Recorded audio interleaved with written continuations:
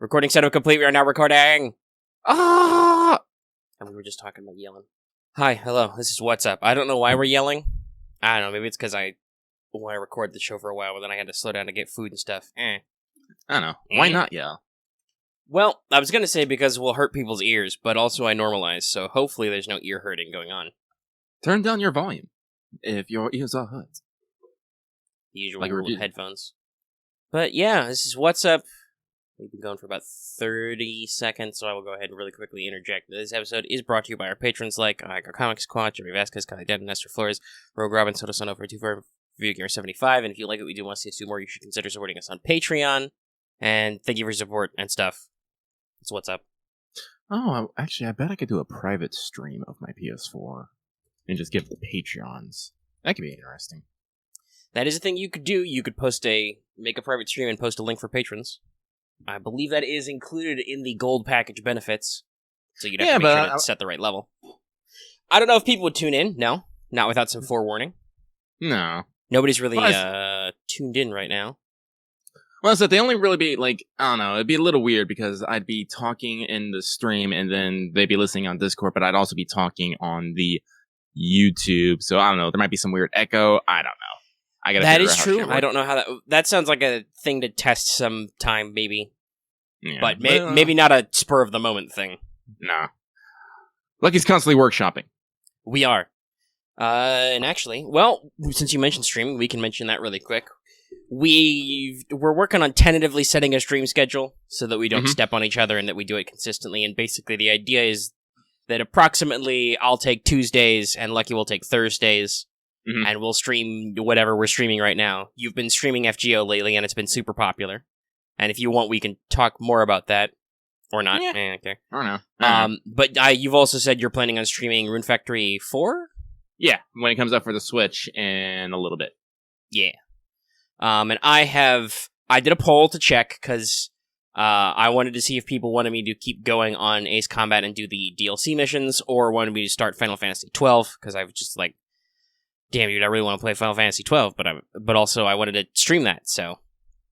And 12 did win, so I've been streaming Final Fantasy 12 Zodiac Age, a couple of streams. I did do back-to-back just because I didn't have anything better to do that Wednesday and wanted to play more.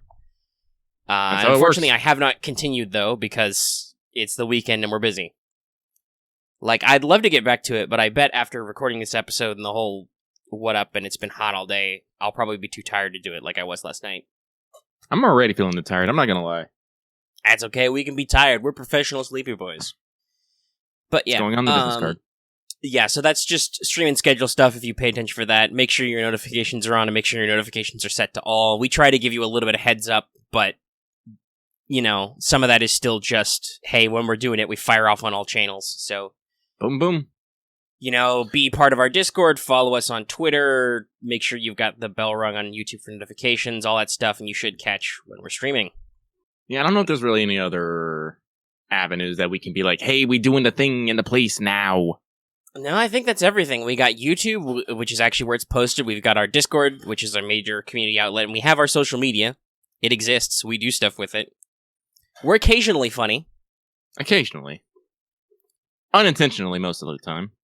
I will admit that usually I use it just to announce, press work basically for YouTube videos, but still, sometimes we'll get on there, we'll post stuff, we'll do polls, whatever. Yo, I'll demand chocolates.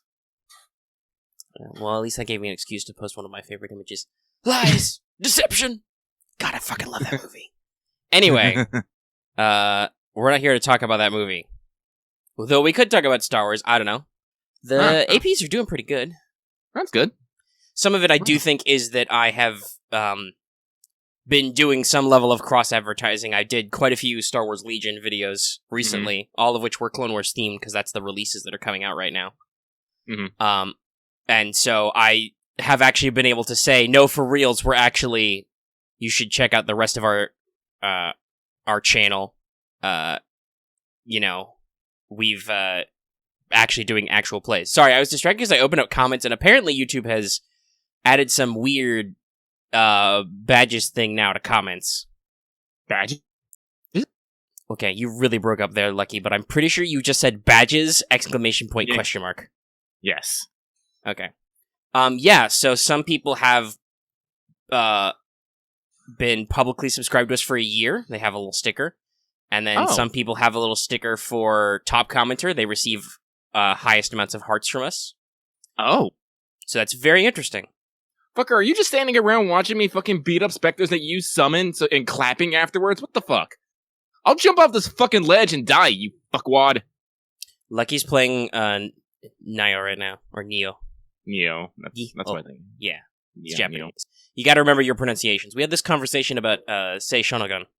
Because that's a long O in there. Mm-hmm. Yeah, Lucky discovered in Neo that you can get some. You only have 2 of the fires lit. Why? That you can get some cool shit by doing the online co-op helping people thing, and I've been doing that a lot. But I've been realizing, as much as people like to say they are good at Soulsborne's games, I'm learning that a lot of people are not good at Soulsborne's games. They did not get good. They did not get good. So but I'm yeah, like, sorry. Go ahead. I was just gonna. You're actually playing Naya. That might be interesting to people. Who knows? Who knows? I was gonna put it on the poll of what to stream. Ow, I died anyway. Lucky will say he does not get good at this game either. But I'll tell you right now, I haven't had to summon anybody to help me fucking do any of these missions. I go help other people. Well, so to wrap that around, is that why because you are not get good? Is that why you don't want to stream it? Oh no, because me being not good would probably be hilarious to some people. That's fair.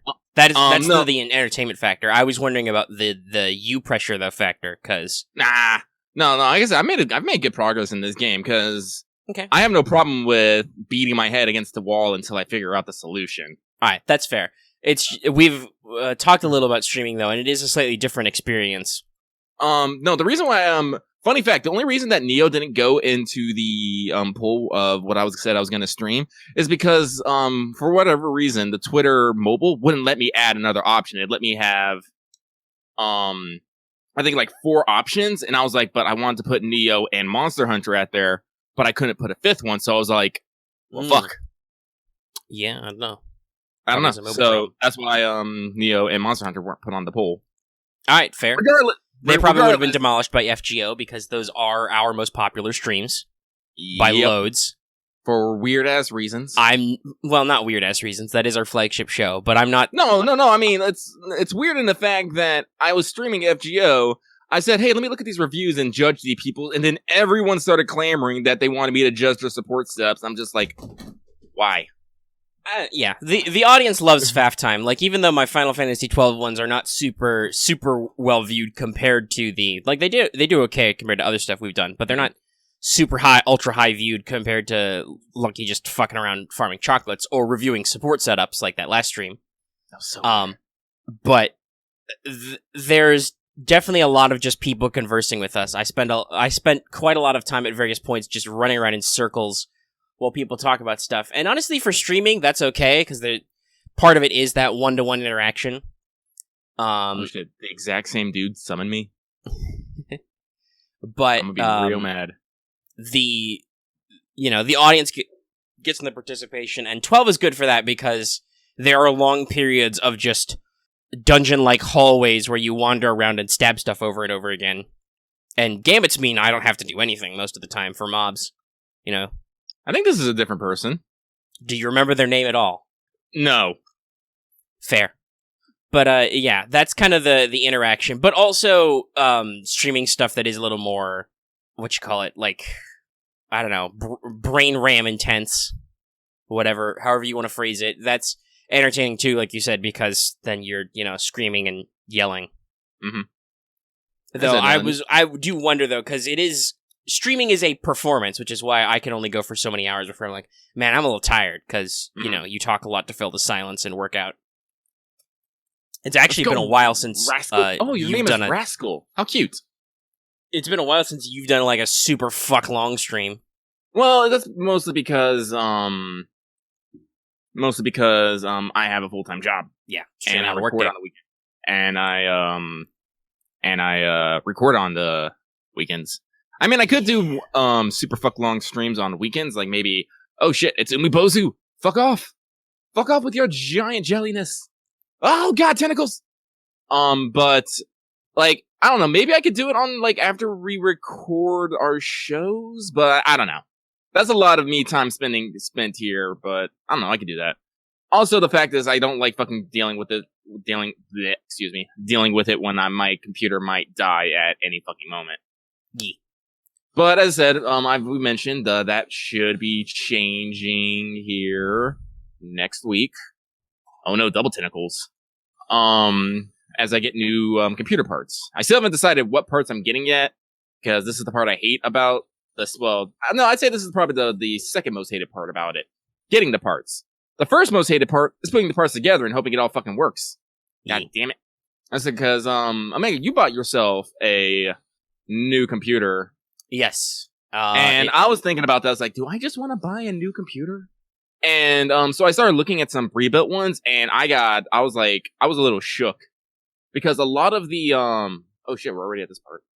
A lot of the, computers they have would have, like, previews of their insides, and they're so bare bones. Of, like, what you can do with them to, like, customize them. Like, a lot of the pre-built ones, like, only had, like, I just got swallowed by jelly. I fell off!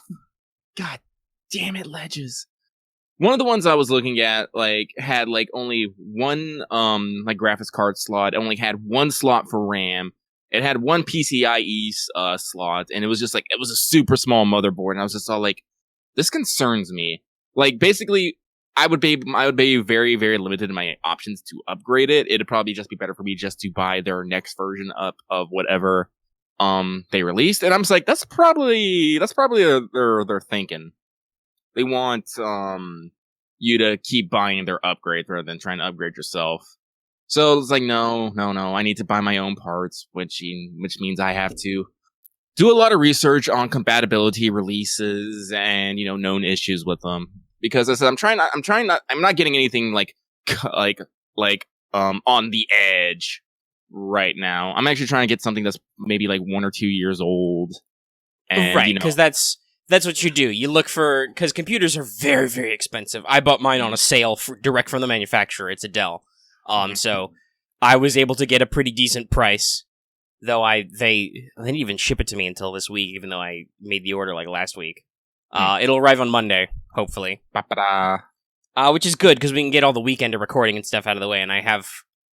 Hopefully there's not a urgent schedule for anything I have to record in the week, so I can, like, get the thing plugged in and figure out all the quirks and get all my software installed and shit. All the new computer quibbles. And I'm in enough of a position where I'm used to buying discount computers and, holding on to them way past when they're optimally effective and just sucking it up. So I'm not super concerned about the updatableness, other than, like, maybe I'll at some point need to go for, like, actual graphics element, because this is still integrated. But I'm like, I would just like a new machine that has way more storage space and can run more software and hopefully runs faster and better, so that maybe I can, compile and render a video in less than 6 hours or something and not stay up all night. And also I can run Nox or another emulator so I can play Girls Frontline. Ta-da. They're gonna add Python Girl. Mm-hmm. And I'm like, but revolvers? Hopefully I can get that all set up in time to, get back in there. Also, my phone is running out of space, so if I could, like, put AL on there, I could actually download Live 2D and audio again. Oh. Fancy. The fanciest. But yeah, so new computer jitters are always a thing, right? You always got to figure out the parts, and you want to make sure you're using the stuff right. And they can very quickly scale up, because in the same cell, they were like, do you want to get, look at one of our gaming PCs or gaming laptops, and they're all fucking $1,000 or more, even on sale. And I'm just like, it's a lot of money. Yeah. So basically, I'm looking at stuff, and I'm just like, all right. Like, I gotta look at what brand, I gotta see what, like, issues each brand has, which one are best compatible with others, which is best with others. So I guess check if I might need to get, like, a new power supply unit. I don't think so, but I gotta double check. We must do research. Mm-hmm. But as I said, I'm getting on it. It's like I get paid. As soon as I get paid, Hey, you got a torch? Give me that torch. I get no torch. I'll be putting in the order by this time next week. I don't know if I can. I might opt for like 1-day shipping, so they'll maybe arrive and I can test everything out before I record, or we'll have to skip a week because everything's busted and Lucky is screaming internally or externally. Lucky does like screaming. We've been using I've been using vibration a lot. Vibes, yo. Vibe check? What? Anyway, so yeah, we're working on computer stuff. That's cool. Mm-hmm. Your Patreon dollars at work, and my dollars. Our dollars, and Lucky can finally be free of that one meme that we've made that we keep posting. Mm-hmm. Which I'm pretty sure is like at least 50% why he's getting around to doing it. It's a good reminder. Like I said, Lucky... Oh, shit, I'm getting cut the fuck up. Lucky's usually pretty good about doing things as long as people reminds him, but if he gets distracted, he'll just fucking forget and move on with his life until someone I know that feel. We were talking about how we need to get around to actually... Once we get all the computer stuff sorted out, we need to get around to actually scripting and shooting a welfare video, because people really want that, and we're leaving views on the table. Mm-hmm. So, but we need to remember to do that. And not that we want you guys to be like every week, like, hey, where's the welfare video? But like occasionally dropping a line and checking on how projects are going won't go wrong either.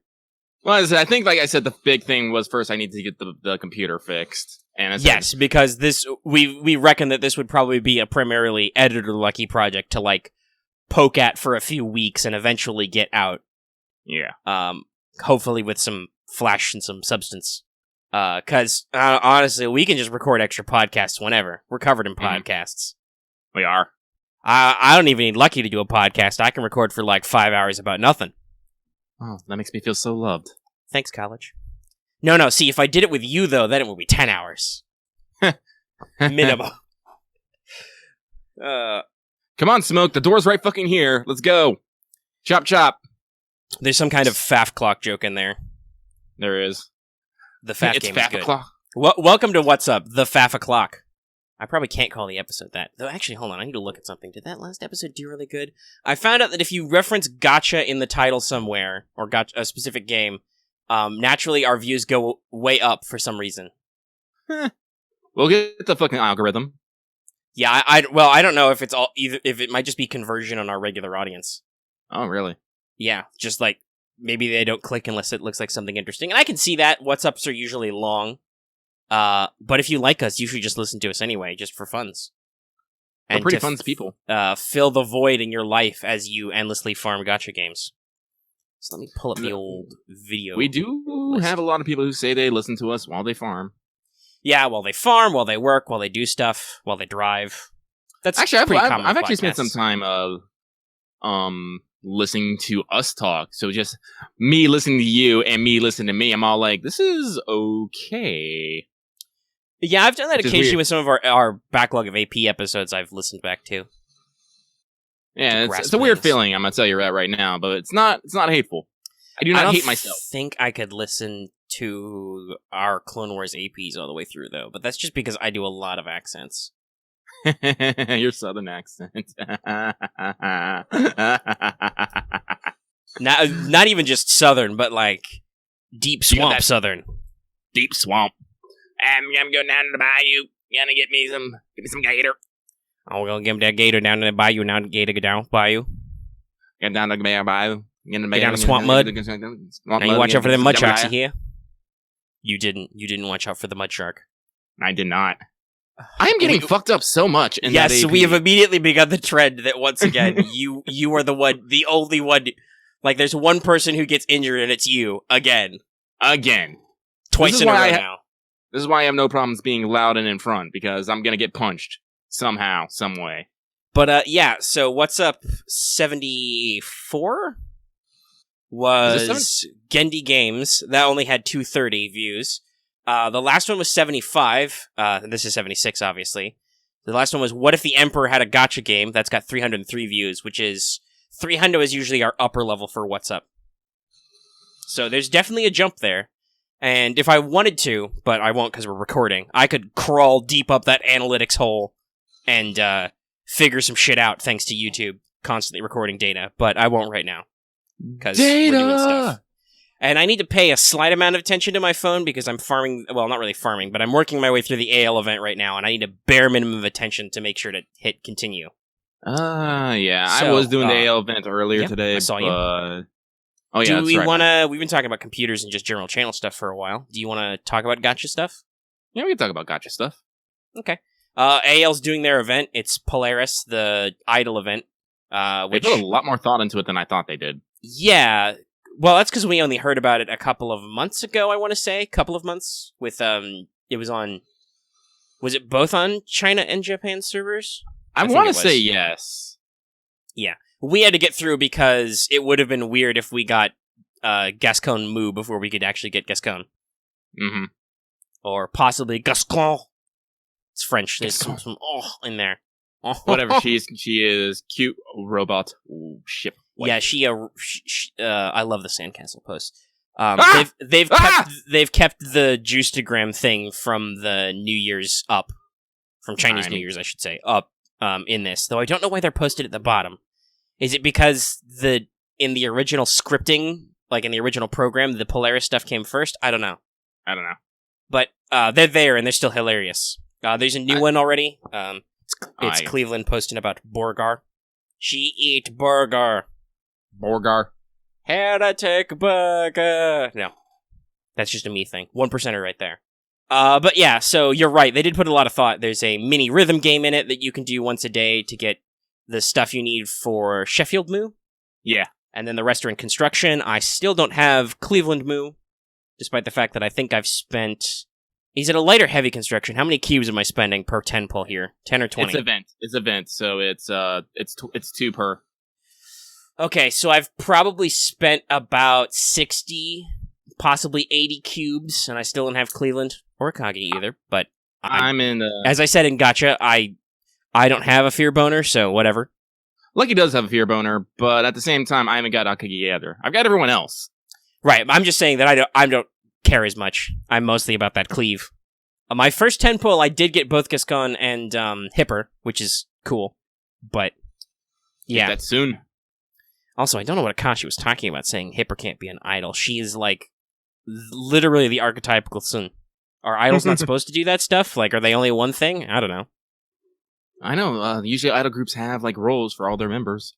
Yeah, I don't know. Maybe Akashi doesn't know what the fuck an idol group is either. Can it make money? We're doing it. Yes, exactly. That's how Akashi works. Actually, wasn't that one of the Juistagram posts? Is her fucking painting the boxes? No, that's a loading screen. There was also at least one. Was it about skills? She was hiding the training book manuals. I think it was the red one specifically. Yeah, she's hiding training. Okay, I was like, I know there was a Juistagram post about her doing stuff. There's also one about Aurora, fucking drinking in the fridge. Yeah, apparently Aurora loves vodka. Well, she's the only Russian ship in the game so far because so duh. But yeah, that water of life. Oh, good job. You died. There's a lot of really fun ones. We've had a lot of jokes about Enterprise's meal plan, which is bad. She goes to the store and buys MREs, which I assume is basically TV dinners equivalents. And then Belfast is making her eat healthy. They're like TV dinners, except you don't need a microwave. You just need a bottle of water. That's fair. But yeah, basically, I assume that's kind of that seems like the equivalence they're going for is she just buys MREs at the store that she can just open and eat. And Belfast makes her eat vegetables. So, ship girls eat real food, confirmed by in-game ship girl social media. Oh, yeah, that's right. That was one of the new ones, wasn't it? Where Akagi, I think it's Akagi Mu, actually is eating manju. And no one knows if it's actual manju or the manju food. It's just like, Yeah, nobody's sure. Are these literal manjus or is they some kind of dumpling or something? They're not real. She clarifies in one of her replies, but it's not obvious from the start. Gascon built a sandcastle. That's adorable. I said, I'm taking that pose of her after it's finished. I'm turning that into an emote at some point. And Sick. I already know what it's going to be called. It's going to be called Mission Accomplished. Neat. We've just added a new emote today, which is super popular because somebody gave me a transparent cutout of the latest Babylonia of foe reaching up to the heavens, so it's called Faux Praise. It's very popular. I wish I could get the Gilgamesh eye twitch. Yeah, animated emotes are a little more complex to figure out. Yeah. Hopefully someone might have isolated it. I don't know. We'll see. We'll work on that. But yeah, so that's the event. It's honestly, the usual part is it's pretty straightforward to farm. There was just the slight weirdness that I had to figure out where it was like, to get the third star, I should say, you have to complete with a full combo, which was just a fancy way of saying defeat all enemies, but also don't lose. Not that that's hard. This is, an AL event, so everything that's not the, extra hard challenge maps are fucking scrub tier. Actually, that reminds me. I could probably play Azure Lane, record, and play Neo at the same time. I mean, probably. Azure, with auto battle, Azure Lane's real easy. Mm-hmm. My choices are either farm Azure Lane or do Arknights, but I already did some Arknight stuff today earlier, so I'm like, I need to make sure to catch up and do at least one map a day, even if Arknights' event is closer to being over. Because I want to at least farm the coins a little bit in Arknights, the currency, because I want to get granny coins and maybe some of those mats in there. Because I have, if people constantly are asking me about Arknights progress, and I just kind of want to just be like, It's not like it's a secret from everyone. It's a secret to everyone. It's not really a secret, but at the same time, it's like, I don't want to talk about all things at all times, Mm-hmm. I'm actually quite surprised at myself. I usually don't like to, even though FGO is our major focus as a channel, we do a lot of FGO stuff, we talk about it a lot. I don't necessarily want to live and breathe FGO all the time while we do other stuff. Like, I have been annoyed during streams or even sitting by while you stream when other people only want to talk about FGO stuff, and I'm just like, but come on, we're doing something else now, guys. But while playing Final Fantasy XII, I got into some huge conversations about FGO stuff, probably because I was mostly just running up and down tunnels, letting Gambits do the work. But anyway. That's how 12 works. It makes it a good game to stream because you get all the action and the exploration and stuff, but also you can just chillax and talk a lot while it does the work. But yeah, so in Arknights, I'm working on stuff, I beat GT4, but I haven't 3-starred it yet. I just need to get more swole, I guess. I've started promoting units, which is very helpful. That promotion to Elite 1 is pretty good, because it gives you the extra skill or talent or both, and lets you keep scaling up their skills. Also gives you some, usually gives you extra... I fell! Damn you, gravity! His worst enemy. But complete your thought, gives you extra. It gives you extra range on your units, especially your ranged units usually get some extra tiles, which is very, very helpful. Oh man, tiles are so important. Fucking squares! Squares? But yeah. I kind of understand where people are coming from that you should work on low star units because they have less, promotion requirements and stuff, but at the same time I'm also like, okay, so you want me to go out of my way back down to lower rarity units and then have to, because they all need chips at minimum. Mm-hmm. Some of them just need more chips or less. So you want me to go back down to lower level units to farm them easier, but then I still have to farm even more extra stuff to get my higher rarity units I already like promoted anyway. I can see the logic, but at the same time I'm like, I don't know if I want to bother with that. I might just want to get the stuff so that I can slap a promotion on XC High or something, which I haven't done yet because it's fucking hard. Holy shit. She needs so much junk. Yeah, so most of my main team are as Elite level 1, but they're all between, I think, level 55 and 60 right now. Yeah, I haven't gone crazy, bugfuck crazy with my EXPs yet on Elite 1. Mostly I've pushed everybody who's been promoted to 10. I just haven't gone crazy with it yet and fed them everything. I mean, I was thinking about it. I could just focus fire them one at a time up to their max level, but I was like, I don't like doing that. No, and also honestly, if you go too whole hog on a unit, you get some weird disparity because the thing about Arknights is you really do need the teamwork. Oh yeah, no one single unit will clutch your entire team. It's not physically possible. Just the way most maps are set up.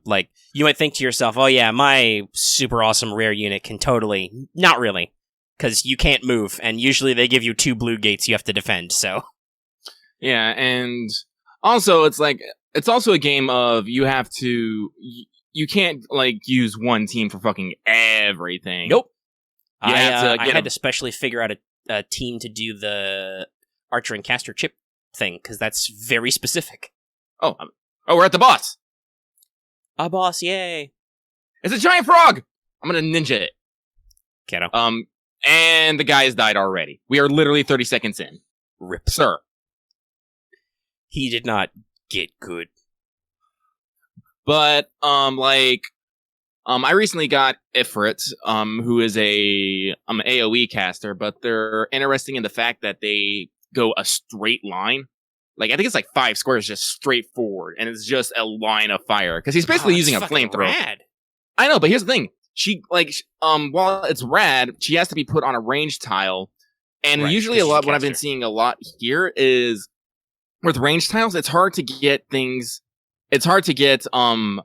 to walk in a straight line in some areas. Yeah, it So really she's depends on very- your map placement.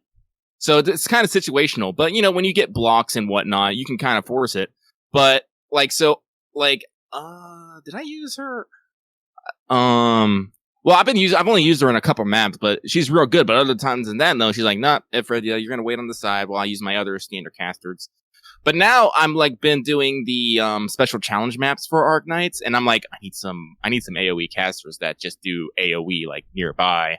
So I got my I'm working on my Skyfire and Gitano right now. Skyfire is my AoE caster right now for reasons which should be obvious to everyone. Yeah. If Rin was a cat girl. But there's definitely I think some merits because Ifrit is weird, and there are some units which have weird zones. Some of them are good. Shirayuki has a big blobby square, and her first skill before you promote her is to just give her 2 extra squares of rage because fuck you, have a giant shuriken. Oh, I really love using Shirayuki. Oh, that's just so great to watch hordes of enemies just eat shit on shurikens. Oh no, it's a giant blob of. Oh, they're gone. Oh, they're gone. They're dead already. But she has a slightly different attack silhouette than some, and we've talked about how there are some guards, for instance, like Doberman, who have 3 squares of semi-range. Lisk is a defender who has an extra square of range. Actually, she has squares, period, because Neural doesn't have any squares. She only attacks units that actually walk into her, which is okay for some maps, but not good at some others. Mm-hmm. Yeah. As I said, so all the operators have specific niches, and you got to get them to work well together. Yeah, you got to figure out stuff. Though today I got lucky on a recruitment. I got a Frostleaf for the first time. I know nice. You use her. I'm like, I'll have to train that one up for special stuff. And I need to. They just made me do the tutorial about terrain, because I also sometimes do story maps still, which was they teach you about terrain hazards by giving you Shaw and giving you a pit. Fuck, I really gotta level Shaw sometime, because one, I love them, but also just want to be able to push people into shit. But it's a very specific circumstance, right? Yeah, if you see the cliff and you have a ranged or an operator that lets you push them into cliff, yeah, you can do it. And you probably should, because it'll save you some fucking time. Boy, will it. Because that's always the thing, right, is being able to actually slap units with enough damage. And I'm still managing the right time to trigger that, and where's the right place to throw a Project Red at people. Because, like you were saying with the straight lines, you have to actually pay attention to enemy paths a lot of the time, because depending on their pathing, if you throw a unit in there, they won't actually block them, they'll just poke them a little bit as they walk by. Which can be detrimental when you're trying to stop a fat boy axeman from just slamming into your guys holding down the point. And that's usually what I ask Project Red to do. I'm just like, hey, I don't even need you to kill this guy. Can you just knock off about half of his HP before you have to take your smoke break? And if you do it right, it works. It seems like the story and event map have stopped throwing Molotov men at me. That's cool. Now the current people I hate are crossbowmen. Yeah. Because they're fuckers. Listen, I hate anyone who can hit my healers, okay? Actually, that's a good point. Anybody who attacks ranged squares is a fuckboy. Those guys are just minding their own business, healing, and filling you with bullets, and you have the goddamn gall to get up there and shoot shit at them. What the fuck? No respect. No respect. You and Jin, I'm pretty sure you're about to fucking die because, yep. Luckily, once you can bump up healers and they can get some fun stuff going on there. I have Perfumer and Myrrh right now as my 2 healers, one for zone stuff, and also because, talking about zones, Perfumer has that thing where she actually affects a set of squares behind where she's facing, which can be really handy depending on your tile placement. Whereas Myrrh is only squares basically to the side of her square and in front of her. There's a lot of little fiddly bits to Arknights, which I appreciate, but there's a lot of learning curve for me. But I'm doing all right. Lucky, do you have any other comments about Arknights and stuff you do? Because people always want to know. Lucky, did you die? I bet he died. I'll unpause. You're back. So I was just asking. You're very quiet all of a sudden. What the fuck? Hang on. Oh, hold on. Lucky's got to fight something because I'm looking at my sound waves. I am not quiet. Audio! Chicanery. Shenanigans. Tomfoolery. Other words. You're also very... Hang on, I'm going to just try and disconnect and reconnect. Hang on. Alright, Lucky's going to do a thing. Hold on. Also, hold on, audience. I'm going to wiggle my mic around a little bit because it's a little... No, you're still quiet. Fuck. Did your Discord outputs get goofed? Maybe. How do I sound to you, by the way? Oh, you sound fine. You sound exactly like when you left. Son of a bitch. The ghosting. Fuck, I gotta leave this dude because I actually gotta pay attention to my computer. I'm sorry, bro! Technical difficulties. That's why we have me. Also, you're relying too much on me. Do your own damn fucking missions. Fuck. Alright, hang on here. Alright, so I'm gonna close Discord real quick here. Alright, hold on. I'll pause this for a second again. Alrighty. We unfucked the thing. Yay. Good job, Lucky. I was able to troubleshoot my own problem. You should pay me to fucking IT. I can't answer that question, Axe. I don't pay attention to fandoms. Listen, all fandoms are toxic. I have never seen anything as a completely wholesome fandom. But I'm going to post this to the patron chat because I found it just now and it's funny to me. And it will be funny to Lucky. Oh, there it is. Yes. Yes. Excellent. I said Volume 3 of the manga comes out in English here, I think in the next week. I'm probably going to pick that up too. Should make sure to save that too. I might want to bust that one out later. A solid mem. Okay. Anyway. Yeah, so we were troubleshooting for a while, and I don't remember what the fuck we were talking about. Arknights or some shit. Yeah. I know I was saying something because I died mid-sentence, but unfortunately I can't remember what I was saying mid-sentence.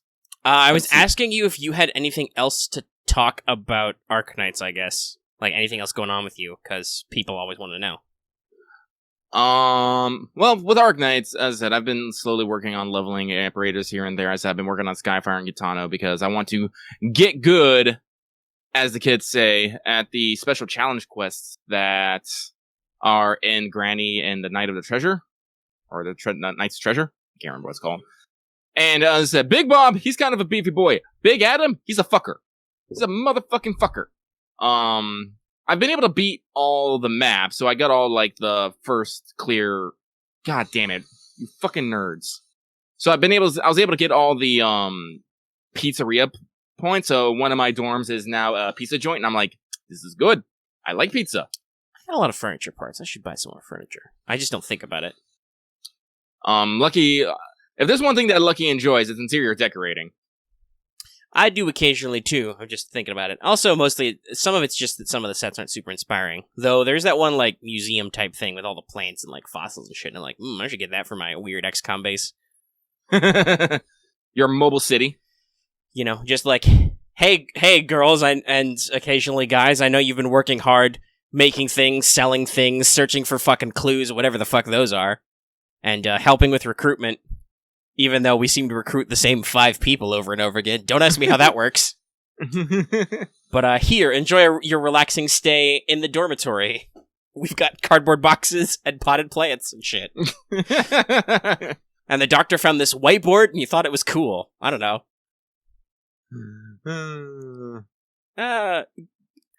Games are fun, kids. I like how that's how always the opening dorms always start off with. It was just a bunch of junk in cardboard boxes. There's always cardboard boxes. Yeah, I don't know. I think they just figured that that's like the most representative of what it's like when you don't have any fucking furniture. You just use your cardboard boxes for shit. You've just moved into a place. You have an air mattress, and you have some cardboard boxes that hold all your shit for your furniture. And you haven't unpacked them yet because you don't have shelves or cabinets yet. I guess that's fair.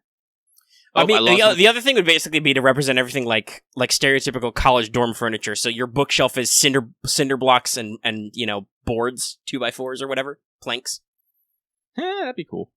I remember that distinctly. That was a bookshelf in The Sims, and I think it was the cheapest bookshelf, and it was explicitly from the college expansion. You could also get a pyramid for your dorm room. You don't get any fucking items. You want to keep doing this shit? Sorry, I'm yelling at this dude. He's summoning fucking revenants for me to fight, so I just keep knocking them off the fucking edge so he doesn't get any items. Because I'm a fucker. What would be the equivalent of the pyramid in like Arknights? Do they drink stuff in there? Sanity potions, I guess. That might be a little high level to just stack empty sanity potions in a corner. I don't know if they're not sanity potions. Usually they're like just chunks of silver. I'm not sure sugar. That's true. There's a lot of sugar, and there's also those whatever's in those weird vials. Yeah. There's a whole weird fluff system to the crafting. Like, it's not quite as gross as FGO is, but it's still weird. Where we have to, like, have tiers of sugar, which goes like sugar substitute sugar. I don't remember what the next is. I think it's just a giant bag of sugar. Yeah. Whatever. Anyway. There's stuff like that. And then the various forms of Ora rock. So we got. I killed myself because I am not your fucking pet attack dog, fucker. It's like you got, I've got a chunk of rock. I've got a cube of rock. I've got like hexagons of rock. Well, the thing I like about like Arknights crafting is usually your rocks upgrade into new rocks. Right. They all follow there's a tier system. Obviously, they all follow like a line of progression, which you can make in the workshop. You can slap together lower level shit to make higher level shit. You don't have to go specifically grind higher level shit. I still think it's kind of funny though that it's like, okay, so to promote and do skills and whatever, you've got to like find rocks. Oh, if you don't have enough of the right kind of rock, just kludge rocks together in the workshop until they make a hexagon. I don't know. Let's see here. All right, Zeppy, I need you to go punch these ships. Right. But yeah, Death's Arknights. We do stuff. We do stuff. Honestly, like, I like Arknights. I really do. I've spent a little bit of money. I haven't gone whole hog. Like, I haven't been actually buying the Prime packs, but I did buy, like, the starter packs. I don't know. I might throw more money on it. I don't know. But I want to see where it goes forward. Because as I said, there's a lot of good story bits in Arknights that I enjoy. Although I think my biggest complaint right now is there seems to be no, I guess the best way to say it is retrofit, palagenesis system. It's basically once you get like your units to like Elite 2 or Elite 1, if they're only 4-star, like that's it. Wait, no, I think can't 4-stars go to Elite 2? Yeah, I think they can. I think it's 3 and 2s. Yeah, 3 and 2s who can't. But like, there's some like I don't know. I enjoy some of my lords, like fucking Castle and Lancet. I'm all like, I love my robots. Still have not seen a robot tag. Yeah, I got both of them, and they're great. Castle, he's a fucking guard, but he's all like, hey, would you like to go get drinks? I can't actually drink with you, but I'd like to give you this experience. I'm like, I fucking love you. Like, it's technically they're like mascot characters, but I'm like, if I could upgrade you so that you can enter like a 5 or 6-star status, I would do it in a heartbeat for both of you. Because both of them have the actually unique effect that they don't actually count against your deployment limit. Oh, that's cool. Yeah, basically, even if you have 0, you can throw them down. And Castle has this interesting ability that as soon as you deploy her, she heals all your operators that are in play. Oh, that's just automatically. I'll have to work on that unit just for the sake. I got a lot of units I got to work on. Well, as you said, she only maxes at like level 20. It's not hard. Oh, she's a 1-star I can do unit. that real easy. I have my factory, because I'm level 2 now, is just churning out blue EXPs all day. Set that bitch to 99, let it roll. Just keep shitting out EXPs, and someday I'll build a second factory to shit out metal, but also you can usually buy gold bars pretty cheap in the credit shop. But as I said, so that's what I miss, but I'm hoping that maybe they'll implement it in the future. Probably, because that's the kind of thing that these games usually get to, like, Azure Lane has retrofits, Girls Friendly has neural mods, FGO has a combination of things. You can use Palingenesis to raise your low rarity units' stats by raising their level cap up, and any units of any type can get a strengthening quest to upgrade their skills and NP and stuff. Mm-hmm. So I assume that at some point the game will hopefully have some kind of mechanic. And also, honestly, the gacha system, there's a little bit of, like, currency is a little hard to get, like, to just get Orundum. Mm-hmm. It's a little bit slow going. What's your weekly cap for Annihilation? Is it, like... It's 1,200 until you start beating Annihilation 2, because then Annihilation 2, as you hit each bank mark, you get a cap increase. Okay, alright. That reminds me, I gotta do my Annihilation and suck at it. Heck. I have to figure out how to... Man, no one can beat this giant frog! You guys suck! Goddamn frog. Sorry, It's just like... I'm in this mission where you're in the Iga village mansion, and the fucking boss is the original Hattori Hanzo, the Hanzo the Oni, the actual first one that served under Tokugawa Ieyasu. So he has this giant fucking spear that has a real long fucking reach, and it's apparently just wiping out people, and I'm concerned. Humble brag, but I beat him on my first try. But that's probably because I'm also a fucking ninja, and I just throw shit and run around the boss being all like, fuck you! Yep. Oh, but yeah, shit. So, on the one hand, Arknights seems to be like, hey, because their quote-unquote pity system, they've got several, actually, honestly, if you people have talked about it, but their overall system is kind of... like weird. Like on the one hand, it's good. It guarantees within your first 10 roll you'll get at least a 5-star. But at the same time, that's per banner, so it incentivizes you to keep rolling on new banners at least once as they appear for the 5-star. Yeah. Or headhunt. And like I said, getting a random can be a little difficult because it's 6k per pull normally, which can be a lot, depending on what you're doing with your prime. But it's... at the very least, it seems like there aren't a lot of limited units in Arknights, just they add new units and they just go in the general pool and you'll never fucking see them because recruitment will never give you that tag you want. Yeah, but I do appreciate the fact that the tags still exist. Right, no, I appreciate that they are still, like, truly free. Well, maybe, I guess it still costs resources you could buy with money, but, like, honestly, are you ever going to be truly so broke that you can't find some recruitment permits and LMD? Like, you have to be going very hardcore on the game to get that I'm back. pretty sure you can get recruitment. You can buy recruitment things using certificates. Yeah, and they're also usually in the credit. Some are in the credit shop, and I believe you get at least a couple out of daily missions, which I appreciate that you don't get specific rewards for doing specific missions in Arknights. You get just reward points and climb your ladder. Yep. And I've honestly gotten pretty good at doing all my dailies, so I get, some reds, some furniture parts, a little bit of Arundum, and some other junk every day. What the fuck are you doing? Are you literally letting me... Oh my god. Why do people do this? It's a secret strat. I'm sorry, it's just... the guy who I was, I'm gonna tell you, that's no good. That's no good. No, literally, this boss I fought by myself. The guy who I came with literally just hung out in the corner and blocked the entire fucking time. Like, this is what... like, I'm sorry. Like, this is why you can't beat this game. Because when you ever come against a challenge, you rely on someone else to fucking solve it for you. Ugh! Sorry. That, like I said, this is one of... like, this goes along with a lot of my other pet peeves, and which kind of we can wrap around the gacha games with, guides and whatnot. But, what were we talking about? Oh yeah, the recruitment system. You see people occasionally getting top operator. I've gotten top operator, senior operator. I've gotten robot a couple times actually. I have seen a top operator. What was it? I got an extra somebody. Was it my second copy of Exercise? I think it was. Probably was.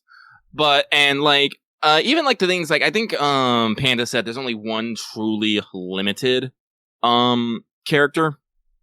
Like Scotty, even though like she's on the rate up right now, and she's not in the recruitment pool yet, she will be added. Right, later. They do they do kind of what FGO does for new story locks and permanents, where they don't appear in other summoning pools until after it's gone, and that's cool. Yeah. And now, admittedly, there are some units that are gifted from events, which means you have to actually get good scrub and beat them. But I expect once you get to a certain point, the main, like, I'm hoping it doesn't quite go the Girls Frontline way, where in order to scale with difficulty, because all these tryhards are out there rocking everybody max level E2 within the first month, because of guides, rerolls, meta.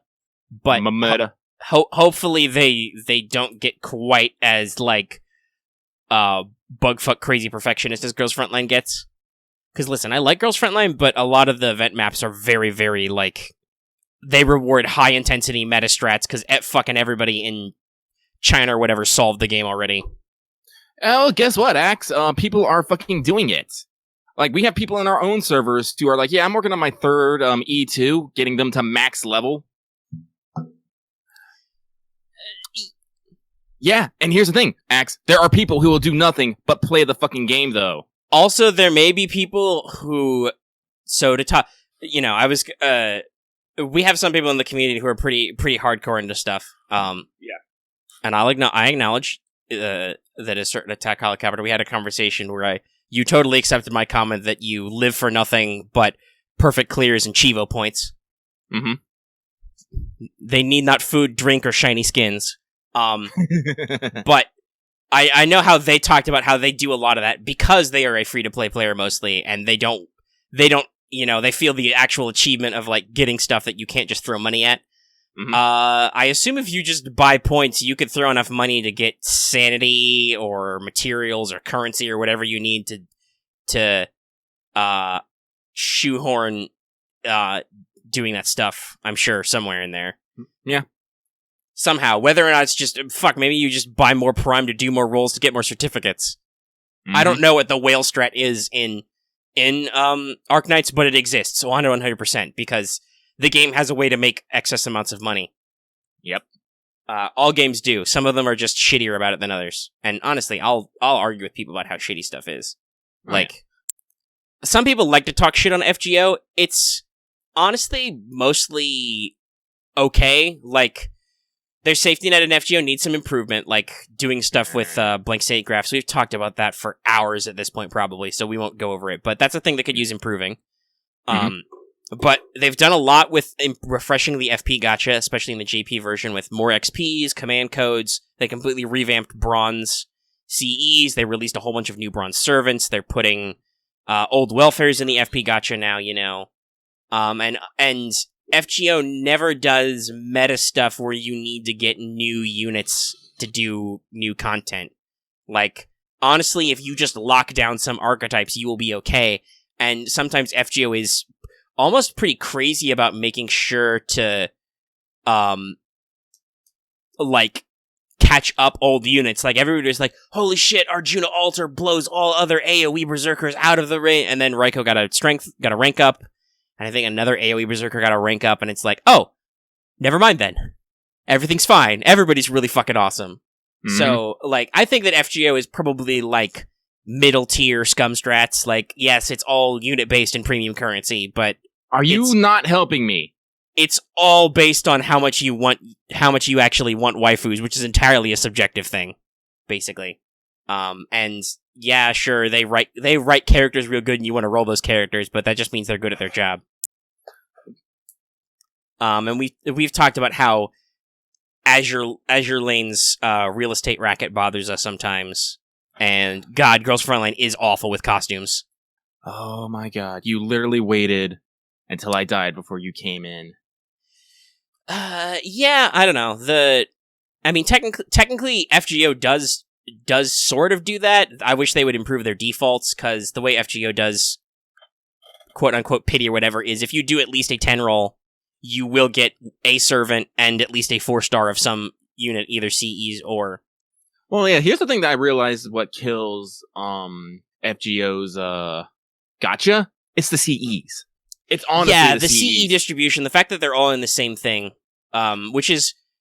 as opposed to other more newer systems, and also it's because FGO is really weird because it's like tied to a single franchise. Like a lot of other units kind of, basically like, I don't think Arcanines doesn't have any kind of equipped stuff. It does have a skill system which you can improve. No. Now, Like, you throw on a Gacha, all you're getting is operators. Yep, all you're you get getting is operators. No, it's fine. Also, I should have responded to that when Vesper said that about E3. Nobody wants an E3 Vesper. They're dead. I think that was that last week when Jeff Keighley said, "Nah, I'm not gonna host E3." That was big news. For That people. was like, whoop. Well, I guess E3's fucking dead. They can't even get the Keel Man to come back. Nope. Sony's pulled out. Keeley's pulled out. I think some other people pulled out too. EA doesn't even actually go to E3. They just host their own event separately. Nintendo hasn't been there in years. Nintendo Directs, they work, bitch. That should be their marketing slogan. No, that they really do. And Devolver doesn't even do like they do. They've done pressers, but they've also done live streams and stuff too. So, like, real they talk, can do I just shit want them to off-site. continue their fucking weird ass series that they're doing. Microsoft is big enough Xbox division. They really could just do their own direct format too. Like, so I guess that's they have mostly, enough like, fucking money they could rent out of space. I guess it's really much. I guess Ubisoft and Bethesda. Bethesda also, like, they're at the event physically, but also I think they rent off-site for their pressers too. Like, they get those big Maybe. auditoriums. I don't know. And I say, honestly, well, Squaresoft is multi-console and PC now, so I guess they really couldn't just piggyback off Sony. No, they have, but also they don't. They can do other stuff. Though, hey, talking Yeah. about Sony, did you see they released the whole opening movie for Final Fantasy VII Remake? so good. Oh, so good. It gave me chills. Also, I think it answered a question I had way earlier, which was like, how are they going to handle One Winged Angel? The question is, they're going to include bits of it in other music as part of the leitmotif, but they're probably not going to go whole hog. Because there are strings of the lyrics in some of the music before we do the big build up to the opening theme, which I thought was like, ooh, spooky.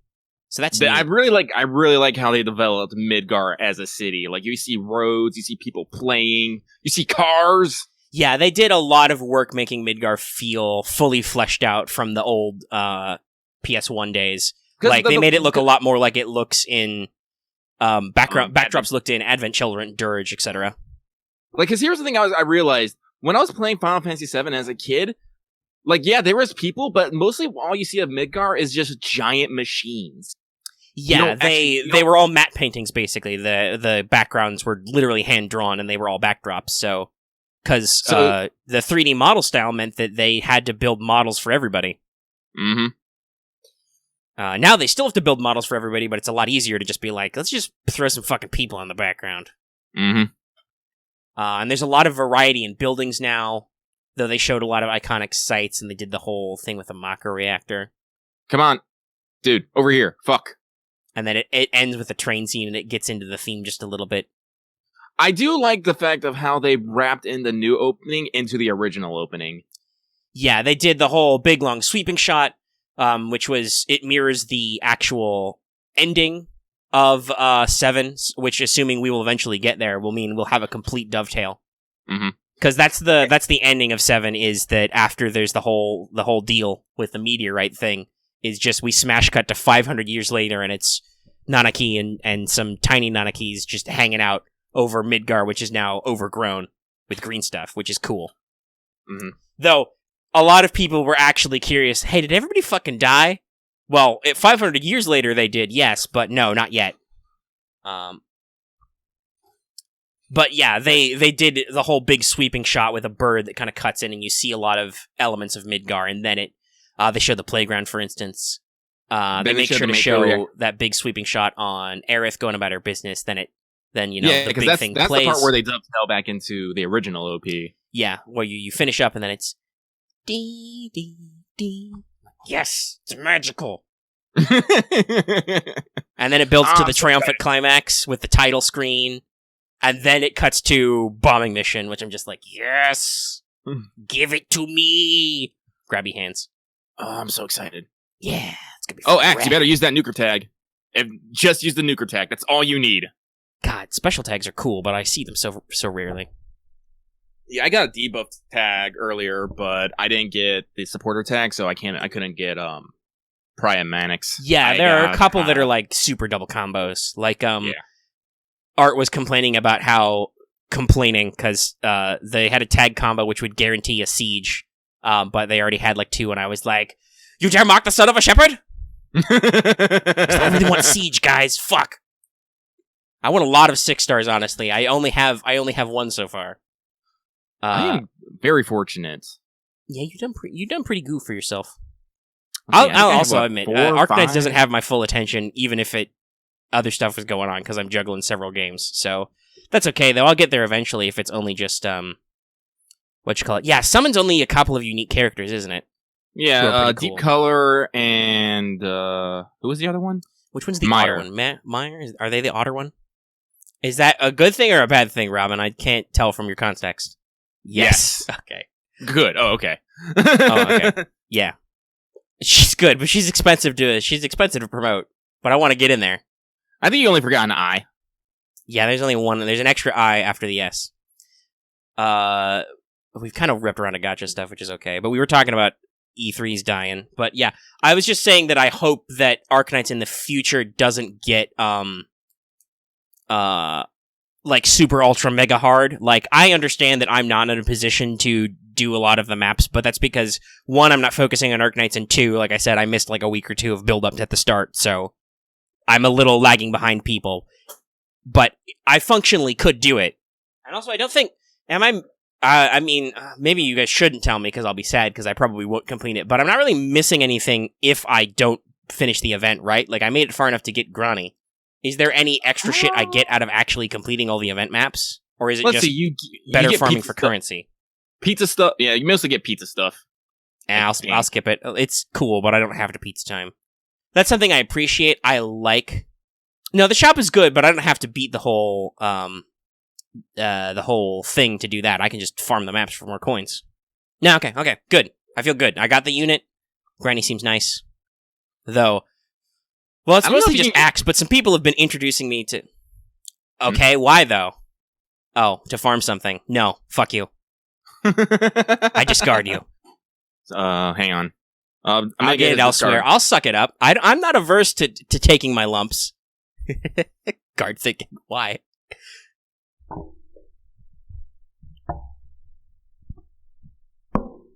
Ow, I adjusted my mic. Where the fuck did you go? Not you.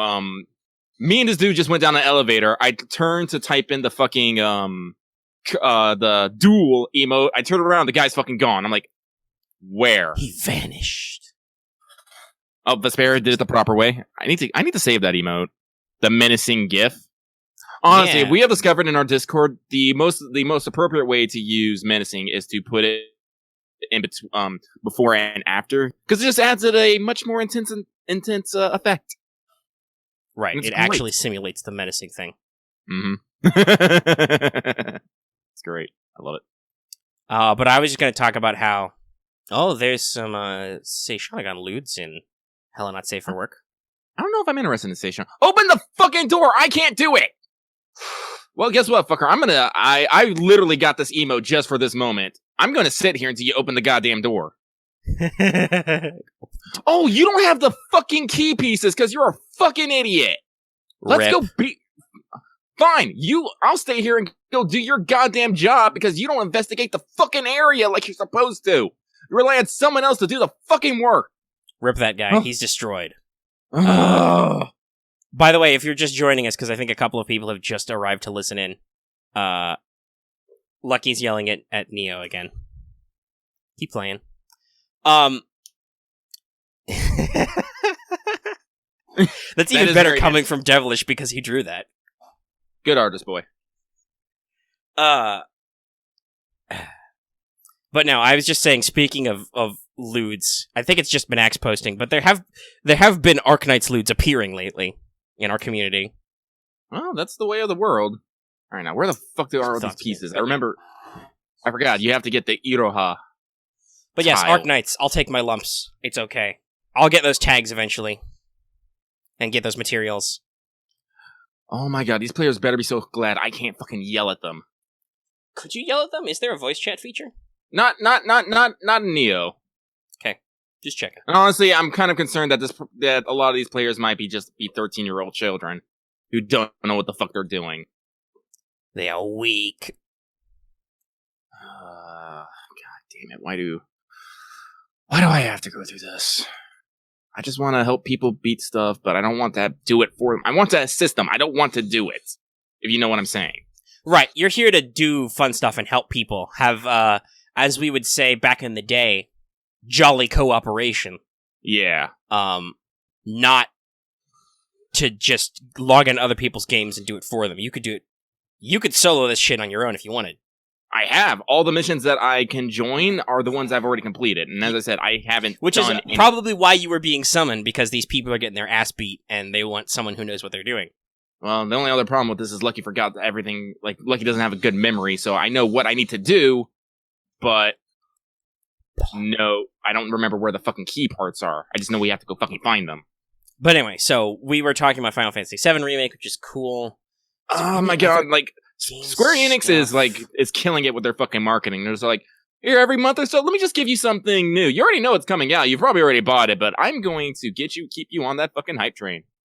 Yeah, I'm trying to think. Was there anything? Son of a bitch. I got a fucking...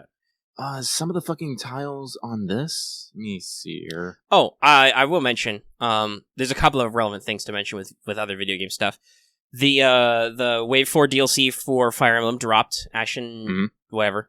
I wanted to say Ashen Houses, but I'm like, no, that's not right. Ashen Wolves? That's their... Or is the actual story called Cindered something? Because Ashen Wolves is the house name. I feel like it's Cindered. I don't fucking know. It's real try hard. Apparently the units are kind of fun that way too. I haven't bought it because I've said this before. I'm kind of, especially having just made a recently big Cindered Shadows. Fire and Shadow. Great. Just like I said. Real. They can't stop your attacks if you haven't so many edges. Anyway, I don't like to buy stuff that I'm not immediately going to use, and... There, now he can open the fucking door. I've heard people say that the side story is only 8 hours, but I would obviously be buying the whole season pass, right? So I'm like, I don't know if I want to spend that for just 8 hours of fun and then quit for a while. Like, I'd want to actually take that shit back to my main game, but I don't really feel like going whole hog and playing Three Houses again right now. So I appreciate it exists. It sounds like the characters are good, and sounds like the new classes are good, though there's only like 6, which is a little sad. They're really, really good 6, though. We can talk about that in a second, because I bet you don't know what they are, Lucky. I don't. But it seems like it's cool, and I'm glad it's doing it. I will get around to buying it eventually and doing all the free downloads and stuff. It's just, I'm like, I don't want to spend the money right now, because I'm not going to actually get into the fire, get down there and play that Fire Emblem right now. Like I said, I haven't even beat all the fucking stories, because, again, I'm waiting for my announcement that there's going to be the fucking golden ending, because I've gotten too attached to these characters just to go through another sad time with them. I'm just like... Well, and honestly, if their DLC is doing good, they could do more side stories and more bonus stuff. You know, they could keep churning out the DLC. But so the new classes you can get from the DLC, I'll cover them real quick. And yes, after you complete the side story, you can get the main units in your main game and even carry them over through the time skip, as expected. It is a separate story, but after you beat it, you get the special stuff. So there's Trickster, which is, it seems like a different variant on Mortal Savant, but they're based on thieves. Oh, neat. So you get like stealth and lock touch, but also can use magic and stuff. What do you mean there's a lack of interest in the golden ending?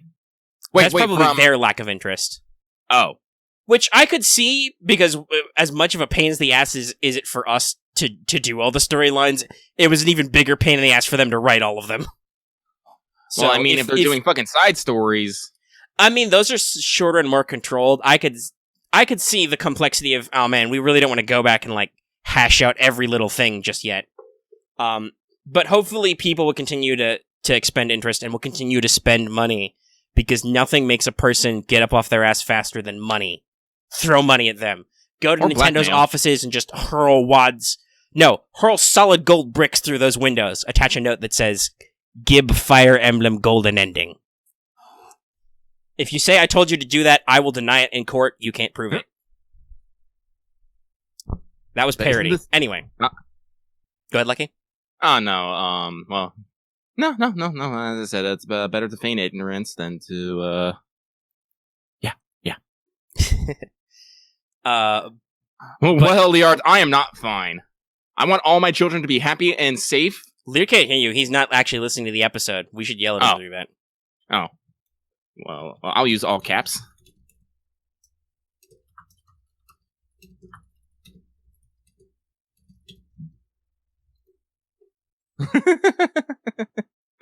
Anyway, where was I? Oh yeah, so the classes. So, Trickster seems good. They get some fun stuff there. There's War Monk, which is a male-only brawl class, but also gets access to white magic, basically. Like, they get heal and they also get brawl fair.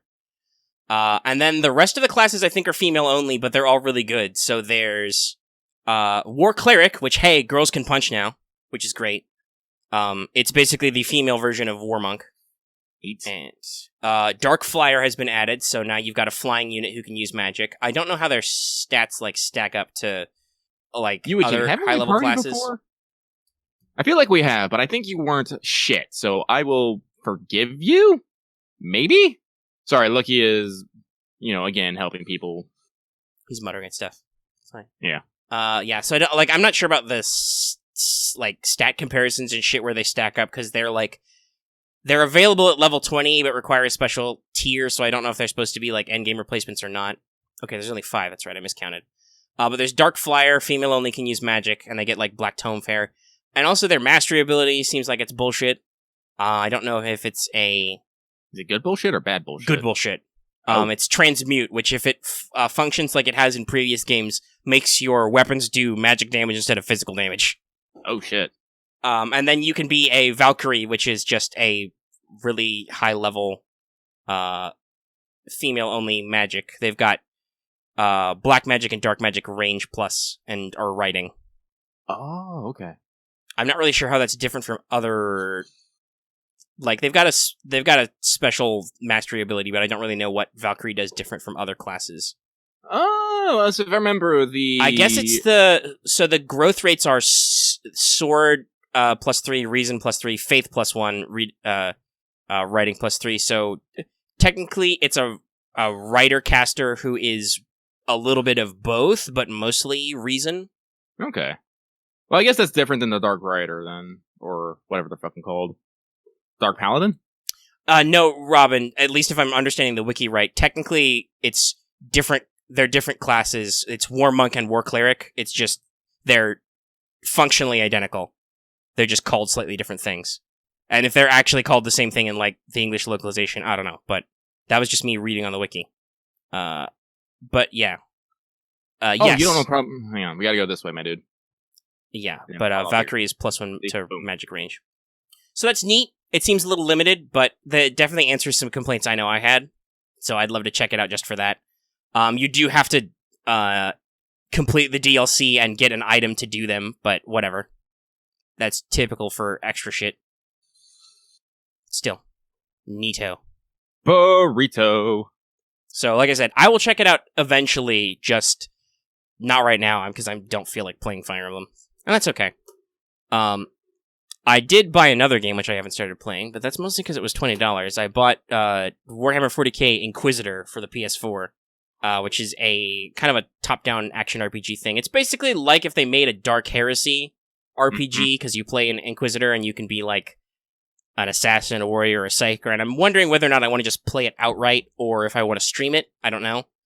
Because, I'm really enjoying streaming Final Fantasy XII for a lot of reasons, so I don't know if I want to just play it and talk about it, but I was actually looking at, hey, what 40k games are there actually on there? Because I know they make a robust number. And there are a few on PlayStation Network, but I found, Inquisitor for real cheapo on Amazon. I was like, I'll buy that. I need to buy a phone case anyway. I'll order some stuff. Did I tell the story of my phone case woes? No, I don't think so. Stop me if you've heard the first part of this, but I tried to order a phone case for my phone, and it was fucking wrong. It lied to me. Even though it said it was for my model of phone, it clearly wasn't because the buttons didn't line up right. Mm-hmm. So I think that was the first time I have ever had to return an item to Amazon, which is pretty good luck for me, but yeah, that fucking sucks. So I had to wait a while for it to get sent back and order another one. And I did get it. And funnily enough, I think it's from a different seller, and it's a different entry, obviously, because the buttons do match up. But otherwise, it looks fucking identical to the last phone case I got. So I don't know if the seller was like being an asshole or something, but most likely is whoever got the order probably grabbed the wrong fucking phone case and put it in the order and labeled it as like, this is the one. Yeah, something like that. But so I have a phone case. It's red because the colors were all the same price, and I was like, give me the red one.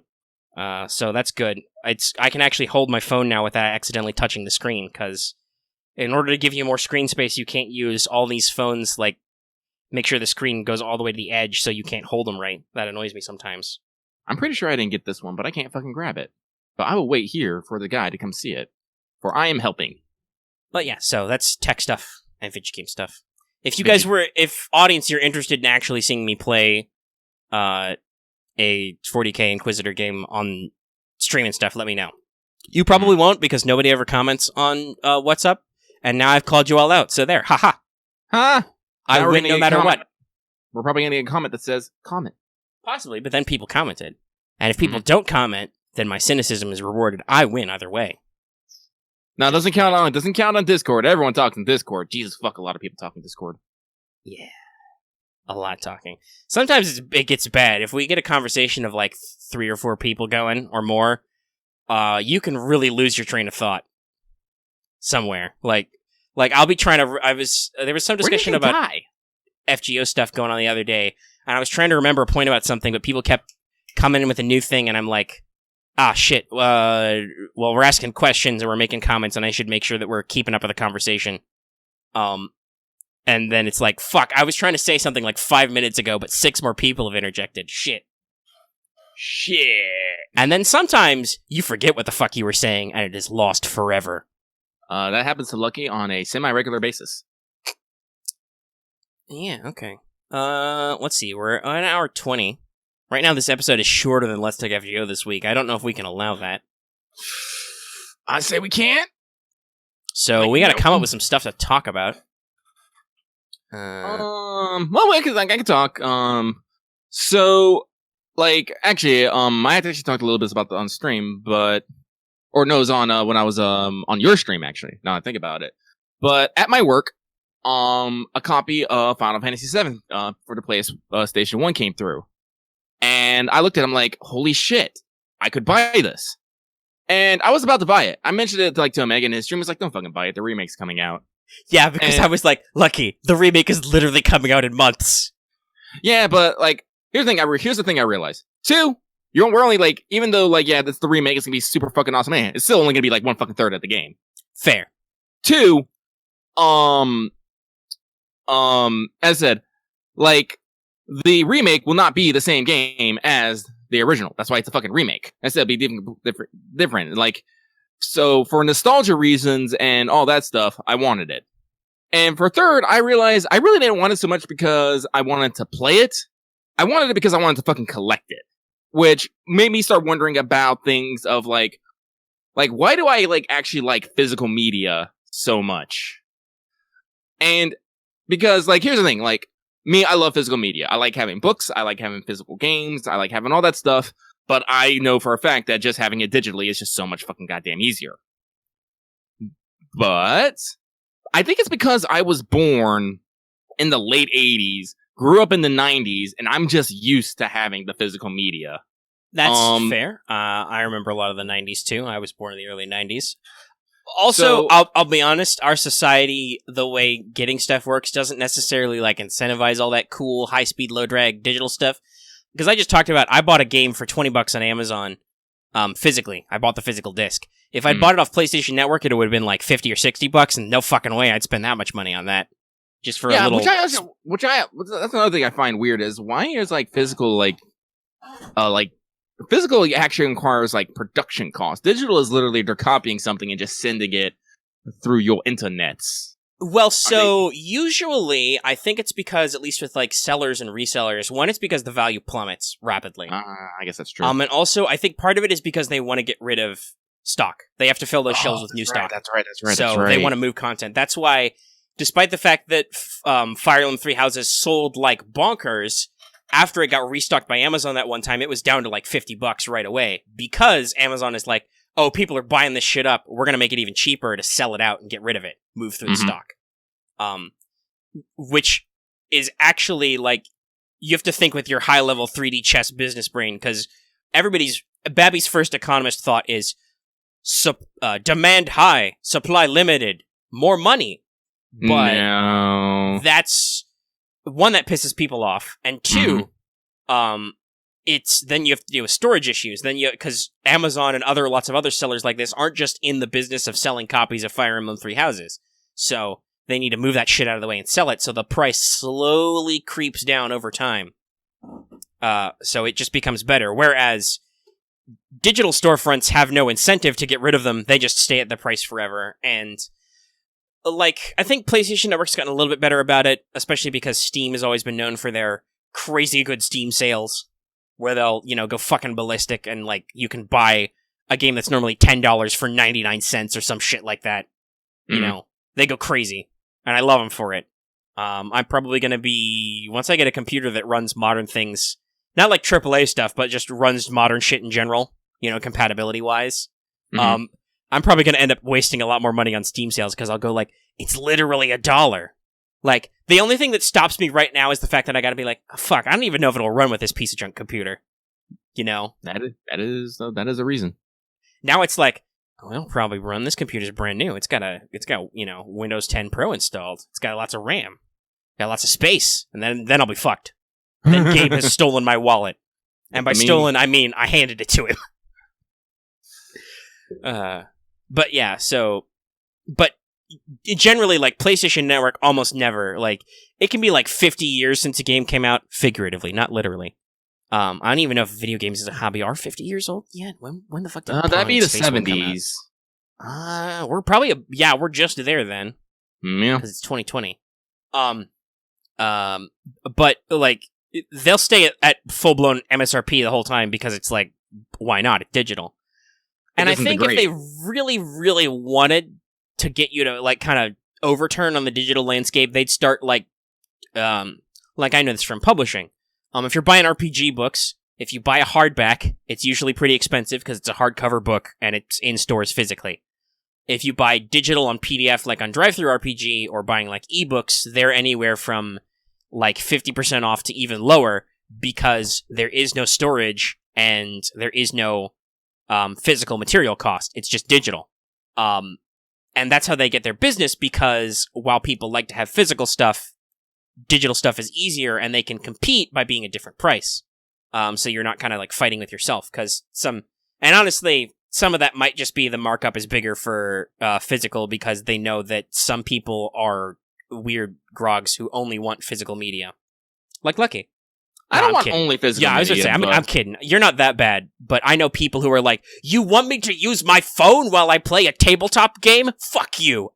I'll stab you first. I'm like, okay, whoa, calm down, jeez. Well, see, like, in that, like, no, and like that, like I said, like, I like physical media just because I like to, like, I'm, like, I don't know, like, how to describe this feeling, but I like seeing bookshelves full of things.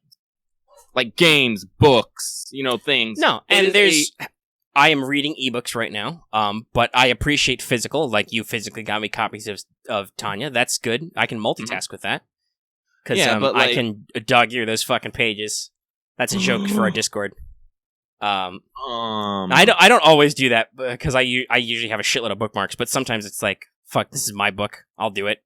But like it might, like, I'm gonna be moving here probably like in less than a month, and me and my friend is like, all right, I already told my friend, is like, I can do what I want with this room. All right, I am covering from this wall to this wall and bookshelves, floor to ceiling, and he's like, okay. Oh, I'd have to do that. I have shelves on shelves, and I got a desk which has extra cabinets for more shelves. And even then, some of my shelves are fucking double stacked. But, like, when I'm, like, on the go and on the move, like, I don't have my books with me. I'm reading stuff on my phone. I have things on my tablet. Fuck, if I'm playing tabletop, trust me, I got my books downloaded on a tablet so I can switch through them, because, let me tell you, books are heavy. Mm-hmm. And they take up a lot of space. And also, for our core group, anyway, we mostly play over, first we played over Skype, but that sucked, so we moved to Discord. That stuff, you want digital resources as much as you can. Like, I've talked about this before. I understand why some people are like, oh, the friendly local gaming store is the hub of my community. But also, like, It's a lot more efficient when there are PDFs that exist of a thing to flick through stuff and like work on it.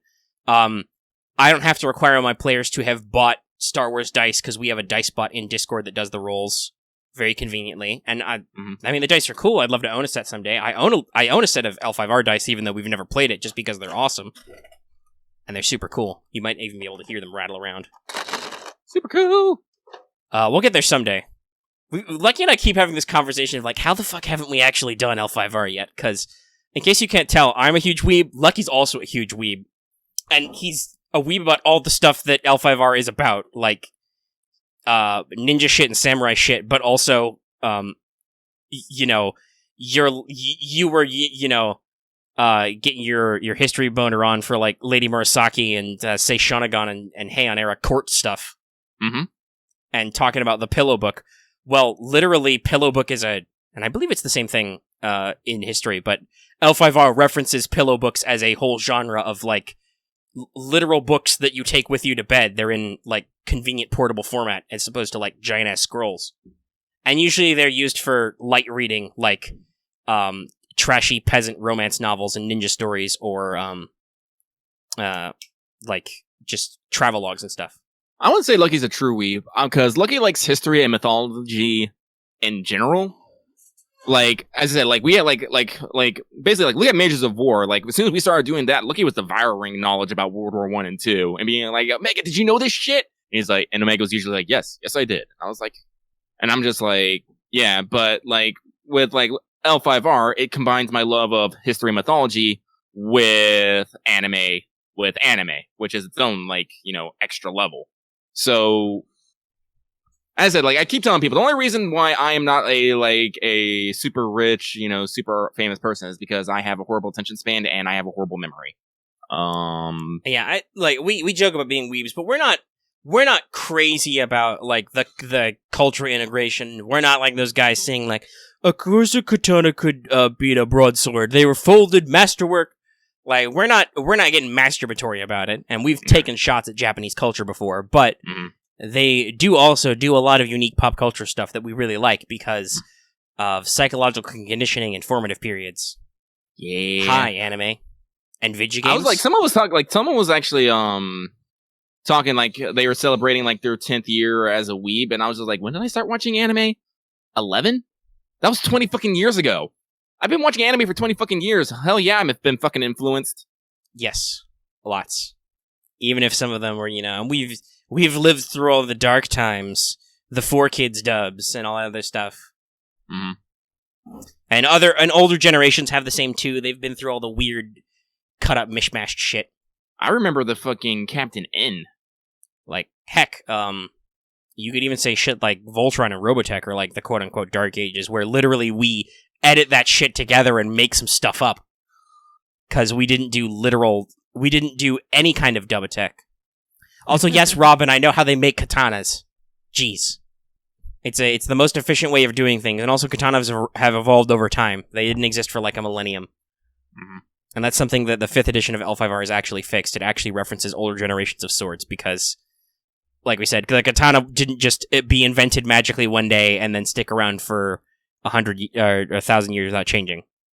Actually, the true katana didn't take its shape until after, I think it was the first Mongolian invasion, when they realized that their slightly curved, but mostly straight swords weren't good for penetrating the boiled leather armor that the Mongols usually wore, so they made sure to give it a keener cutting edge. Yep. And a more powerful swing. And then they, so that they could use perfected drawing techniques for close quarters, they altered the way the blade is worn and made, too. Which is how you get the quote-unquote modern katana. Anyway. See, I'm full of shit like that. Lucky's full of shit like that. Mm-hmm. But yeah. So, that's just a thing about, you know, digital stuff. We were talking about video games. Did you have anything else on your further revelations about wanting to just collect shit that you wanted to share? Oh, yeah. Well, as I said, so, like, I was actually thinking about this. So, I had originally put in the order for Final Fantasy VII, but then I canceled it. And then I realized, this was a moment for me. It's like, even though it would have cost me a little bit of money, because it was only $16 for, like, a mint condition copy. And I was like, and I was just like, you know, I might have regretted buying this. Maybe I wouldn't have done anything with it. Maybe it just wouldn't, like, sat on a shelf. But at the same time, I regret not buying it. So either way, there was regret involved. And if I was going to regret it, I would rather at least have the damn thing. And I was just like, that's life for you. All you're going to do is either make one shitty decision. Your life is usually stuck between making two shitty decisions. You just got to decide which one is the least shitty to you. Yeah, basically. You got to figure out what's what for you. Mm-hmm. But also, I think it was like the next day I saw a copy of Final Fantasy Tactics, so I'm like, I'm gonna get that. That's fair. There is a remake for that, but do you own a PSP right now? Actually, I do. Oh, you could get Lore of the Lion. I could, but as I said, it's going on my PS1 shelf. If I see a PSP copy of Tactics, I'll pick it up too, and it'll go on the PSP shelf. Listen, Omega, when we consolidate, there is going to be a game room of shelves of games. Shelves, yeah. That reminds me though, I either need Dear Square, Final Fantasy Tactics Advance remake on the Switch. Bundle both of those together, please. That'd be cool. I like those, but also I was like, because I was talking about this with 12, because of the whole Evil's Alliance thing, I was like, shit. Someday I need to figure out how to rig up my DS to record/stream. Because I'd play the shit out of Tactics Advance 2, which is a game I play a lot. I just have to figure it all out, and also it would have to require my DS not be free-floating, because it's a first-generation DS, so it's old, the screens half come off, and... Oh shit, it's already listed. Yeah, if you go on Amazon and you see anything being sold by Tacoma_Goodwill, that's where I work. And right now, I can buy an acceptable copy of Final Fantasy Tactics for $12.72 with free shipping. Did you rate it acceptable, or did somebody else decide that? Someone else rated it acceptable, but I might have switched out the case for an unbroken one and cleaned it up a little bit before I passed it on. Fair. Like, this is the thing that I really wanted to mention. Fuck, I'm glad that you said that. The reason why I realized that I am, why does it say by Jay Dowland? Hang on a second. I gotta double check something here real quick, because this weirds me out a little. Oh, okay. I think they're using the picture from this fucker. Oh, okay. Oh, okay. The reason why, like, usually I don't like buying used things. I really don't. No, nobody does, I think. It's because it's always a roll of the dice. Yeah, but here's the thing. When it comes through my store, I get to inspect it before I send it on. Which means, when I go back to buy it online, I know what the condition that game is in, or whatever. And as I just mentioned, sometimes I can wiggle some variables to something more akin to something I like. Like, that's how what happened with Parasite Eve 2. When I ordered Parasite Eve 2, I knew that because I inspected the disc, I checked the thing, it had all the manuals and everything. Because here's something I've noticed about used sellers and that. A lot of the times their orders are, I just placed the order. Heh. And no, I'm not canceling it. A lot of the orders are game only, no manuals, no case. I'm just all like, that's not what I want, because, like I said, I'm collecting it, so I want all the nice bits. It doesn't have to be in primo condition. Like, I'm afraid, like, minor scratches, even if the case is cracked a little bit, I'm like, yeah, sure, fine, whatever. That's fine. But I want all of it there, so when I put it on my shelf, it is nice and complete. To be like, this was a part of my life, and I'm glad it's here again. Because I think that's what a lot of this collecting business is I want to look at the things that made me happy or influenced me. And because let me tell you, even though I never beat Final Fantasy VII or Tactics, I still put a lot of hours into them. Yep. Hey, listen, sometimes there's a lot of work to beat 7. 7's a very long game with a lot of extra shit and a lot of fuckery at the end. I'm trying to remember, did I actually... I'm pretty sure, because, hey, guess what? I bought a copy of Final Fantasy VII in disc off Amazon for PS1 some time ago. And then I think I lent it to a friend, and I don't know if I ever got it back, but I also have it downloaded and stuff, so I don't care. And I'm going to buy the remake. But, I already got... yeah, like, and because of your special magic, I'm going to get the special Steelbook edition, too. I am so, like, everyone thank my ex for that. She was the one who told me, it's like, hey, there's a coupon. I was like, done! And I was like, ooh, it's also done. And I was worried because Cyberpunk would be coming out similarly, but then they moved those, so I'm like, nah, whatever, it's fine, dude. It's fine. It's fine. That's a Final Fantasy 12 stream reference, by the way. Because after a certain portion of the game starts warning you for, like, the next 4 hours of gameplay, hey, you can't leave this area very easily. You may want to save over a different spot. So, literally every time I would just go, it's fine. Actually, I wonder if the Tacoma Goodwill one ever came back after I canceled it. Oh, hey, No, it's they Save got Crystal. You should check out... Well, first of all, you should watch every single thing we do ever, because that's the only way you will catch 100% of the in-jokes and references. But especially check out streams and stuff, because those are long but not pre-scripted, so that's where that's where the improv tends to come out, which is where you get a lot of stuff like that. Like, podcasts and streams are where we get the most improv-y, I think. And obviously, actual plays, but other than... would you like a candy bar in this trying time? Which I need some... first of all, I need to research if I can put a clone trooper with a candy bar on a shirt, or whether or not Disney will kill me. Whether or not that counts as, like, parody or something. I do not know. And then, regardless of the outcome of that, I think we may want to put, do you need a candy bar in these trying times, on a shirt. That could be funny. I would just like the image of a clone trooper holding up a fucking, like, nondescript chocolate bar and being like, would you like one? Because that's a pretty funny. That's still stuck with me, even though it's been like 2 or 3 weeks almost since that happened. It was funny. That and you just getting murdered by everybody. I'm trying to be this. Well, I actually am glad that I typed out horribly. Now that when I read Reddit again, I'm like, this needs like 2 or 3 editing passes. But what doesn't need an editing pass? Oh god, now I'm looking at fucking. Oh no, he's looking at Twitter. Though, not to interrupt your train of thought too much because you're reading over it, but hopefully that won't fuck you up because you're looking at it. But it's funny how you said you want to look at the stuff that makes you you. I feel like that's a big chunk of like Twitter and social media is just like everybody's asking for like, hey, what are your top 10 iconic video games? What are the video games you liked the best out of the last decade, out of the last year? Like, there's a lot of just make work shit that people just are like, hey, think about stuff in your past. And sometimes I engage in that, but other times it's just like, huh. I'm loving all these clips of fucking Rie Tanaka in this fucking Kiara costume. It brings me joy. For those who I don't know if we mentioned that, but on Twitter, Rie Tanaka, who is the voice actress of Kiara and FGO, actually did the Valentine's tease and the cosplay as Kiara, and there's just clips just keep popping up of her doing stuff, and there was just one of her just trying to walk downstairs and these giant ass horns and her like getting stuck on doors and shit. I'm like, this makes me laugh. Yeah, I believe we mentioned on the show the original one, which was like she did the cosplay and did the scene, but that was apparently like at a convention or something, because there's, like you said, there's just clips of her surfacing of just being out and about in costume. Crunchyroll Awards are going on. Apparently, Raphtalia won Best Girl. I'm okay with that. Let me see. Who else is... I don't fucking remember what we said in our episode about that. I don't recall. I would have to look at the fucking...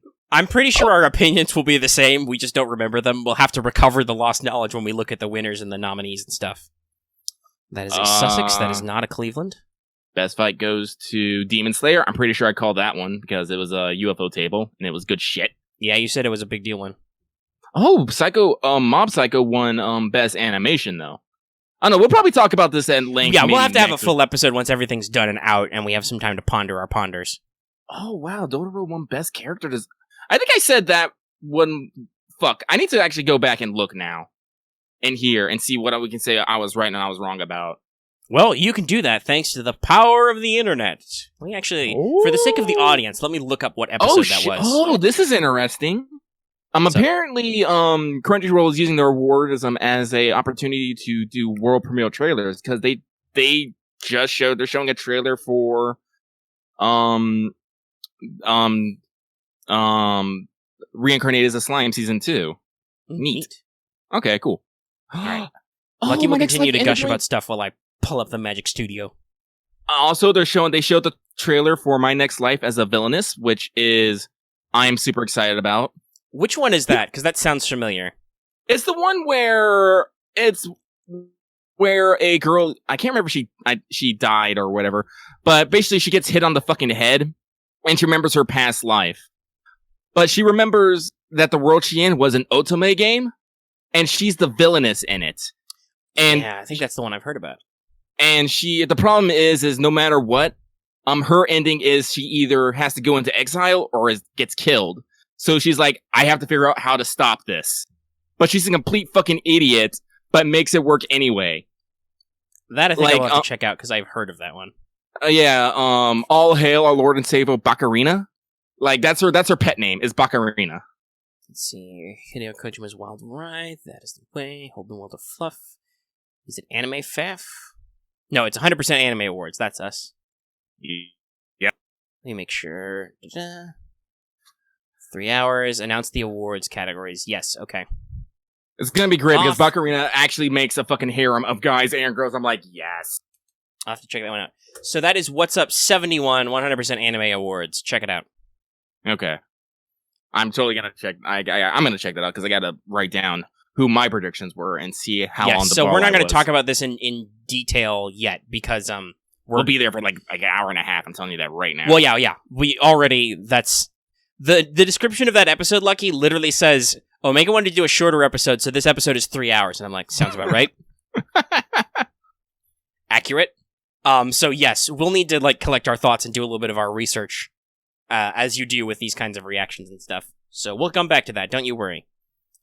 All right. I think I want to take a brief intermission, though. All right, we're back. So, we'll probably go for a little bit more. We're not even at 2 hours yet. Okay. But, the thing I guess next I had to talk about was just kind of a bundle of topics about stuff and things. Mm-hmm. With, working on stuff. So I've been a little bit busy in a good way lately. Like, actually working on stuff. We posted a lot of videos last week / this week ongoing, and we'll continue. I've got at least one episode in the backlog that I haven't busted out yet. And they're doing pretty good, like, watching and stuff-wise. But it's kind of put me in an interesting situation, though, because those require effort, but also they're done, and then I have, like, afternoons and stuff. And also, while we're recording other stuff in the day, I don't work on so much stuff. So, in our last AP episode, you guys set out on a job, basically, on a mission. Mm-hmm. Which, in typical fashion for me, I was, like, set up for it to take not too long, maybe like a session. It's going to take 2 sessions. If not 3, because we don't know yet. It hasn't happened. But I don't know. I think... We'll probably wrap it up. It's just, like... I was just commenting that I think every single thing I've been like, this will take 1 session, has always taken at least 2. Here's the thing. I don't know, like, what's your expectations? Like, were we, like, particularly lollygagging? I felt like we were trying to hit our point quick enough. I don't know. Yes and no. It's my fault because I made it too fun for you to talk to NPCs. I do like talking to people. So, there was a lot of talking and back and forth.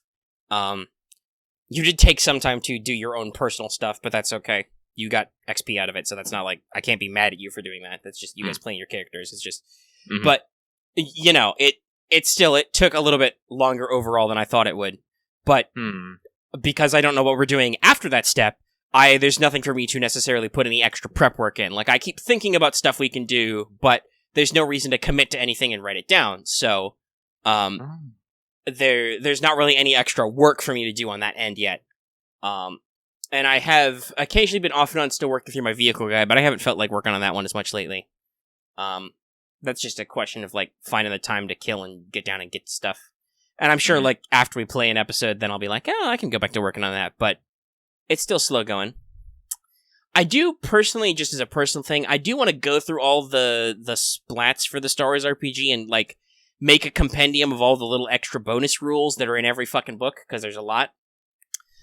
Probably not a singular document that will also do, like, all the crafting stuff and all the, like, facilities, base building stuff. Those might be separate stuff, but, like, there's a lot of little just extra rules. Like, you might recall this, actually, because I think we used it once, but in the Soldier book, there's rules for, like, battle injuries, like turning your injuries into success. So basically, like, after you take certain critical injuries or whatever, you might spend some EXP to, like, turn your wound into a lesson, basically, and you can get talents out of it and stuff. Oh, really? Yeah. And there's lots of other little stuff. Like, there's some stuff in the Warrior book about followers. I also looked at the Guardian book. There's some stuff about reputation, but I also think that's in other books, too. It's just flavored differently. So I'm like, I want to actually look through all these and kind of compile them into a single viewpoint so you can get at least the top level of the bonus stuff. Without needing to physically dig through the back of every book, you know? Well, that's what you've done for basically everything else: weapons, armor, gear, vehicles. Yep. So I'm thinking And I'll you get around have to the rules, but that's also a lot of work and slow going. So I'm like, I'll get to it. I'll work on it. Because a lot of those are actually important to, like, work through and cover stuff. Because, like, you know, they can really enhance characters who feel like they're getting rewards. Like, you know, maybe you guys, the Jedi specifically, will feel good out of, like, cultivating a positive reputation with people, you know? Yeah. Well, Like, as I said, I've always liked systems like that your actions will affect what's going on around you, or things that you might do in the future. So yeah, not like, everything. You know, garner a positive reputation. Like I said, the Warrior book I think has like attracting followers, which I think wow. at the very least I would use that if your character ever got a Padawan. Is I would just stick you with like an apprentice follower and not like bother to track their stats or what they do in combat, but just hey, you do better because your apprentice is following you. Doing stuff. And Like, sometimes they would I be just a character in role playing, but I would not need to like. I'm going to painstakingly stat this character. No. Oh, Vinland Saga won Best Drama. Interesting. I might have to watch that. But yeah, there's a lot of these little systems that I want to get into, but also that's a lot of work. So I'm just kind of bouncing around trying to find a project.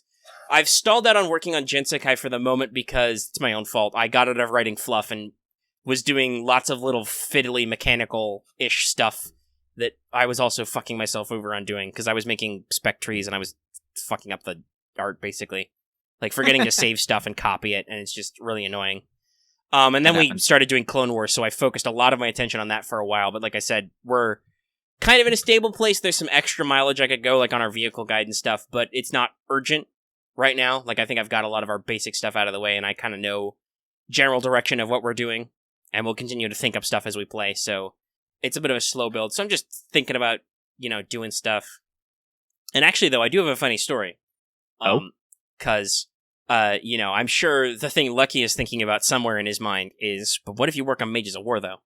Because Lucky always thinks that. But, so I was thinking, because there's another thing that's been coming up, is that there are some people in the community who like games who are sad because they're not available on our usual designated gaming night, which is Sundays. That's when we game, and we've managed to work that out with a relatively full party of people and actually get them all together consistently.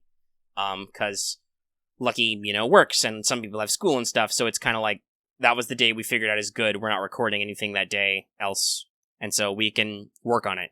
But some people are not available that day. They're in the community, they listen to the stuff, and they're like, oh, I wish I could join. So I've been, again, pondering about, oh, maybe I'll pick something I can, like, maybe not as, like, a campaign, but I'll, like, pick some stuff maybe I can work on with the community, and we can get some stuff in just for community involvement, because people like that. But so I was thinking about stuff, because my first thought was, can I, like, kit bash something for, like, I don't know, one of the 40k RPGs, because obviously, you know, I've talked about this, I worked my way through If the Emperor Had a Text-to-Speech Device, and some other stuff lately. I've been trying to read more 40k fiction, just to kind of work through some of the good stuff. But, also I was like, because I don't know if I want to do, Mages of War stuff explicitly without Lucky. I feel like that might be a little bit dirty pool. No, I don't think I'd mind.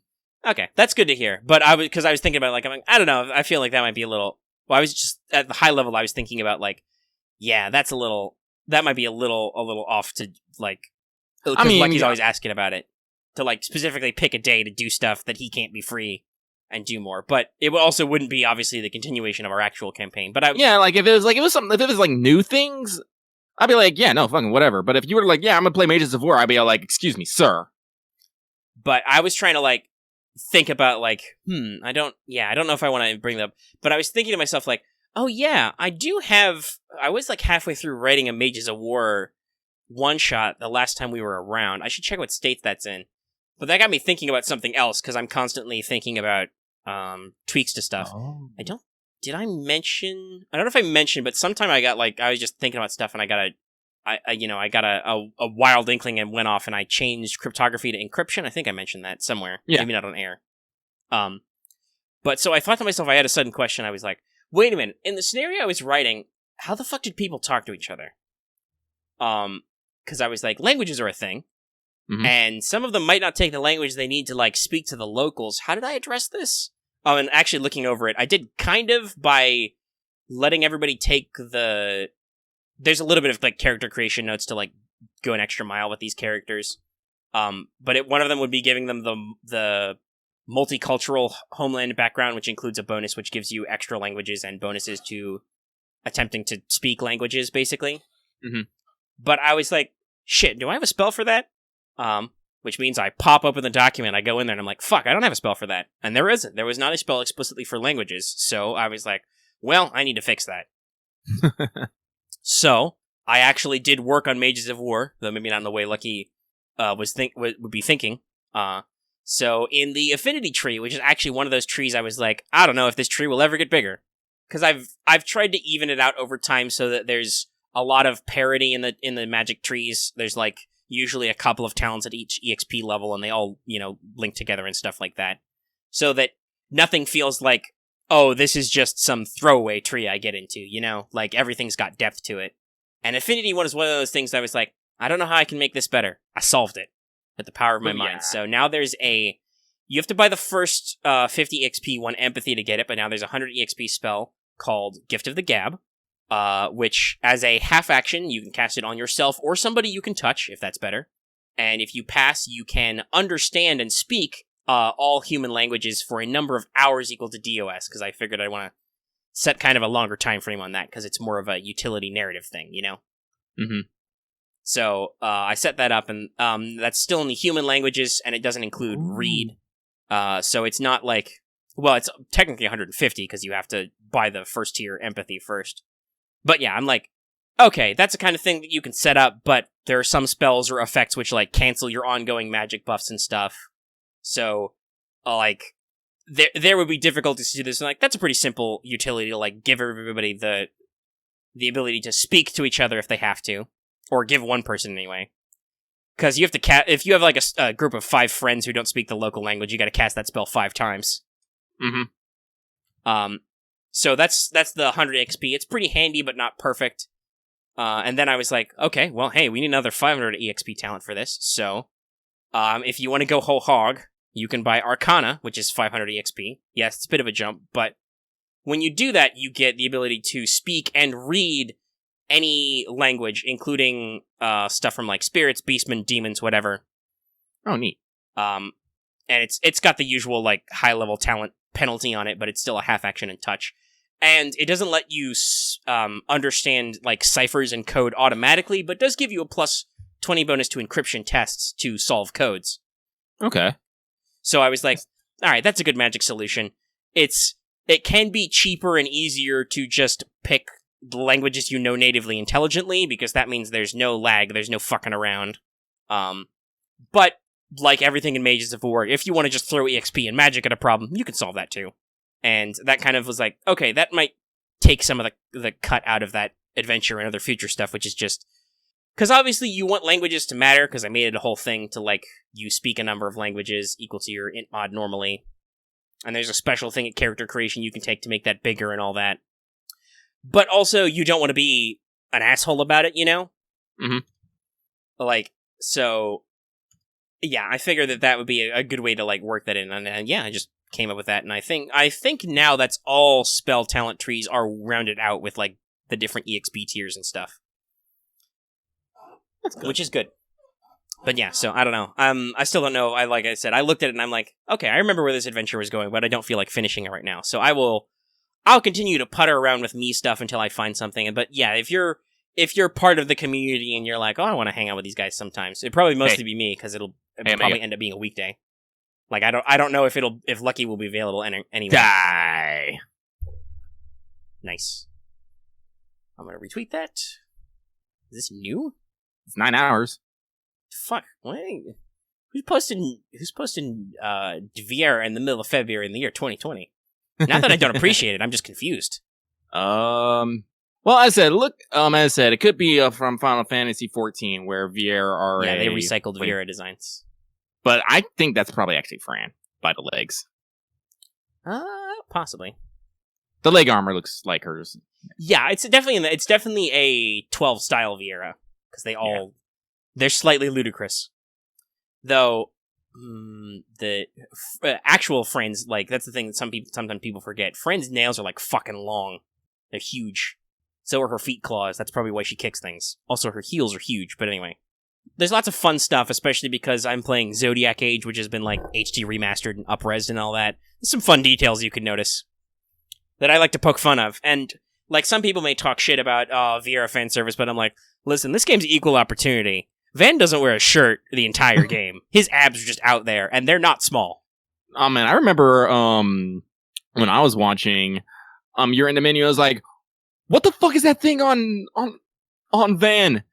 And he's just literally in the character, like, making, like, some fucking idol boy pose. Drumming like one of your French girls pose, yeah. Yeah, I'm just like... And his vest is, like, half unclipped or something. We had to go back. I had to, like, go back in the menu and look at it and be like, oh, so that's not a necklace. That's just, she's got a dumb vest clip or something.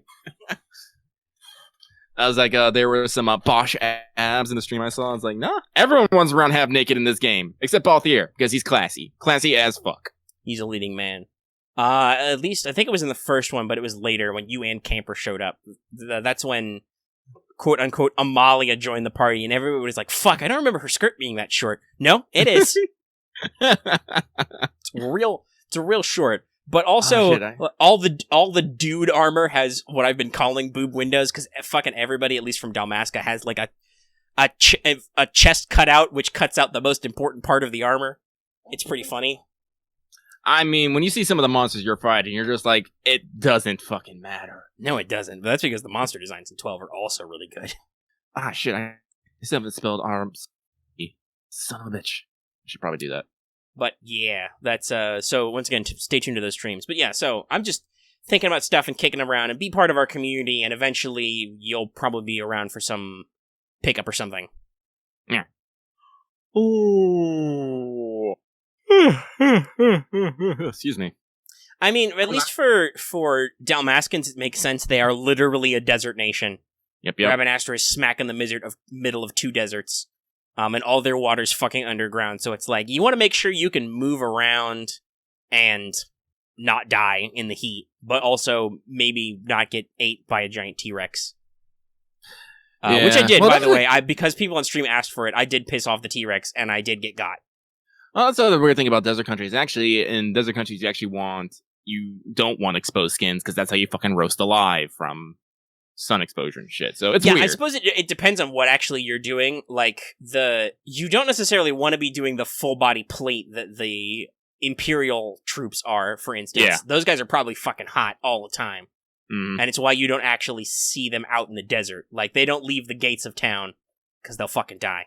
Unless they have a chocobo or something. But, like, a lot of the people in, like, just chilling in Rabanastre are, like, you know, vests, some nice light loose pants, a headscarf. Oh, maybe they got you great UV protection. I don't fucking know. It's Ivalice. Maybe they Magic got sunscreen with a K. I don't fucking know. Well, and also I think it only sandstorms in the Western Sand, because weather's a thing in 12. I don't remember. I really want to, like, watching a Mega play makes me really want to play. I'm just like, god damn it, because I never beat. Several people have said that about watching me play 12. Which makes me happy. I love fucking chocobos, okay? Fucking love. It's like, I always remind me of a joke. There's some super important parade chocobo that comes in like one of the cutscenes, and I'm like, oh man, he's a high level chocobo. He can run across oceans and mountains. I made a 7 joke. Oh man, actually, speaking of 7, what was the? Because the colors affect what like terrain they can cover and stuff, right? Yeah, I remember black and gold were the. I think black can. Because I think you need, like, certain, like, ones to run through, like... I think it's the blue chocobo... Oh, fuck. I'm just gonna look it up, because I remember the gold and black ones were, like, the toppest tier. Yeah, gold was the final one. Yeah. Not chocolate, chocobo. Rip. Chocobo. Well, it is, like, the day after Valentine's when we're recording this. Yeah, Lucky actually went to go see if he could go find some discounted chocolate. By the time he got there, it was all gone. Rip. It was like, shit. Okay, here we go. Yellow is standard, then there's blue and green. Blue are rivers, can run over rivers and shallow waters, but not deep oceans or mountains. Green are known as mountain chocobos and can cross mountains and cliffs, but cannot enter water. Then you got the black, which are also called mountain and river chocobos, are blown when blue or green are grows. They can travel over both shallow water and high mountains, but cannot cross oceans. And then you get a gold chocobo, which can actually cross over the mountains. Alright, so technically my joke was wrong, but still. Yeah. Because I think I mentioned. Well, I don't know. I might have said water, which would be true technically. But yeah, it was just a funny thing because it was actually a black chocobo that did it. Mm-hmm. I don't think if otherwise 12 really gives a shit about the colors. I know in Tactics Advance 2, there's a Moogle job, which is the Choco Knight, which is you get to ride wild chocobos. You punch them until they like you, and then you jump on their backs. And in that game, different colors of chocobo are basically entirely different members of the species with like different built-in abilities and resistances and stuff. So that's how you're like, as a job, Moogle Knight only has like a couple of commands they can learn, but depending on what chocobo you pick up, you can get different stuff like Choco Heal, Choco Meteor. There's probably some Choco Fire, Choco Thunder. Choco! I fucking love Choco. Anyway, yes. If I ever become a genetic scientist, people are going to ask me, what put you on this path? And I'm just going to tell them, I just wanted a fucking chocobo. That is something I did actually include in Gensekai, a not chocobo giant riding bird race. Yeah. But you could also say they're a reference to herdbanes in Codex Alera. Sure. Oh, by the way, I guess I could talk about that. I did finish Codex Alera. Again, I'm like, find some time to reread that too. And I said, I keep seeing, like, it makes me sad, but I can kind of understand. Like, because I said, I'm trying to come to grips with people getting rid of like their physical media, and I'm just like, you know, I'm listening to this book that I'm holding in my hand on my phone in my ear at work. I really can't talk shit about people who might be like doing that as well, you know. But at the same time, I mean, heck, I made even before that though. You know, it depends on your situation. I made a reference. I said "Hobie Ho, let's go" when I wanted to start the episode, which is what was that actually called? Was it Pendragon Adventures Chronicles? I don't remember the subseries. But that was another series of YA novels I read a lot as a kid. I got most of those from the local library. I only own like one or two random books that I bought brand new when they came out because I fucking couldn't wait like a scrub. Because it was not a smart business strategy, but I wanted to read that fucking book.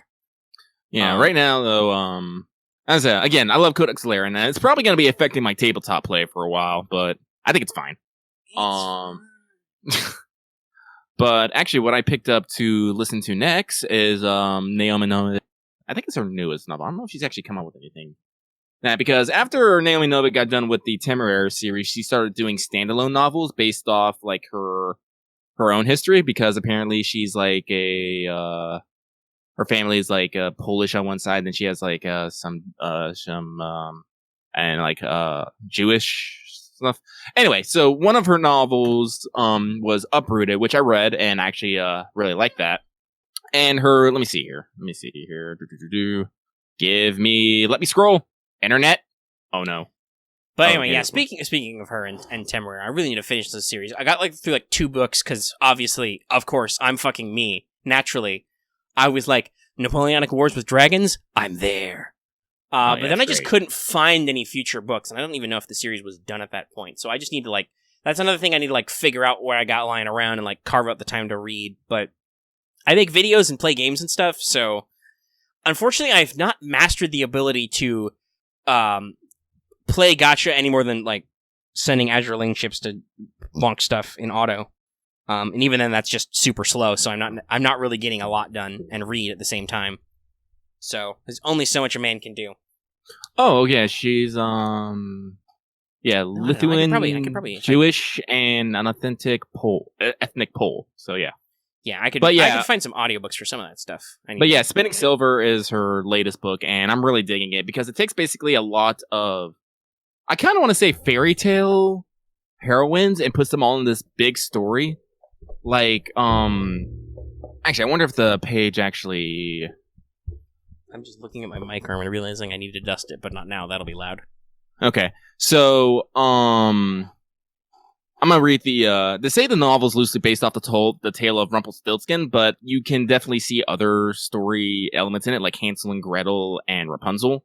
But the synopsis is, Miriam is the daughter of a small-town moneylender who's too lenient with his debtors and thus lives in poverty. When they can't afford the medical treatment for her mother, she begins collecting in his stead, taking payment in not only coins, but goods, which she then resells. Her talent for business leads her to describe herself as able to convert silver into gold, which draws the attention of the Starik, a supernatural being who can bring eternal winter. And it's done in the same kind of style that Codex Alera is, you know, Sable cast told from multiple perspectives. And usually it's women, the three main heroines, Miriam, Irina, and Wanda. Basically, and as I said, it takes place like I think I want to say Russia or someplace like it because there's a Tsar.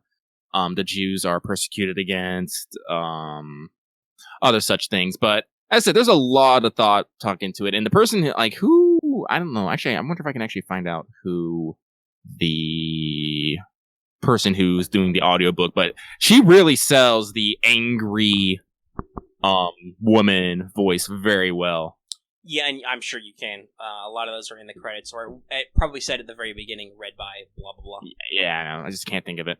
But as I said, I'm really digging it. I said some points make me a little what's the word I want to use? Rustles my jimmies.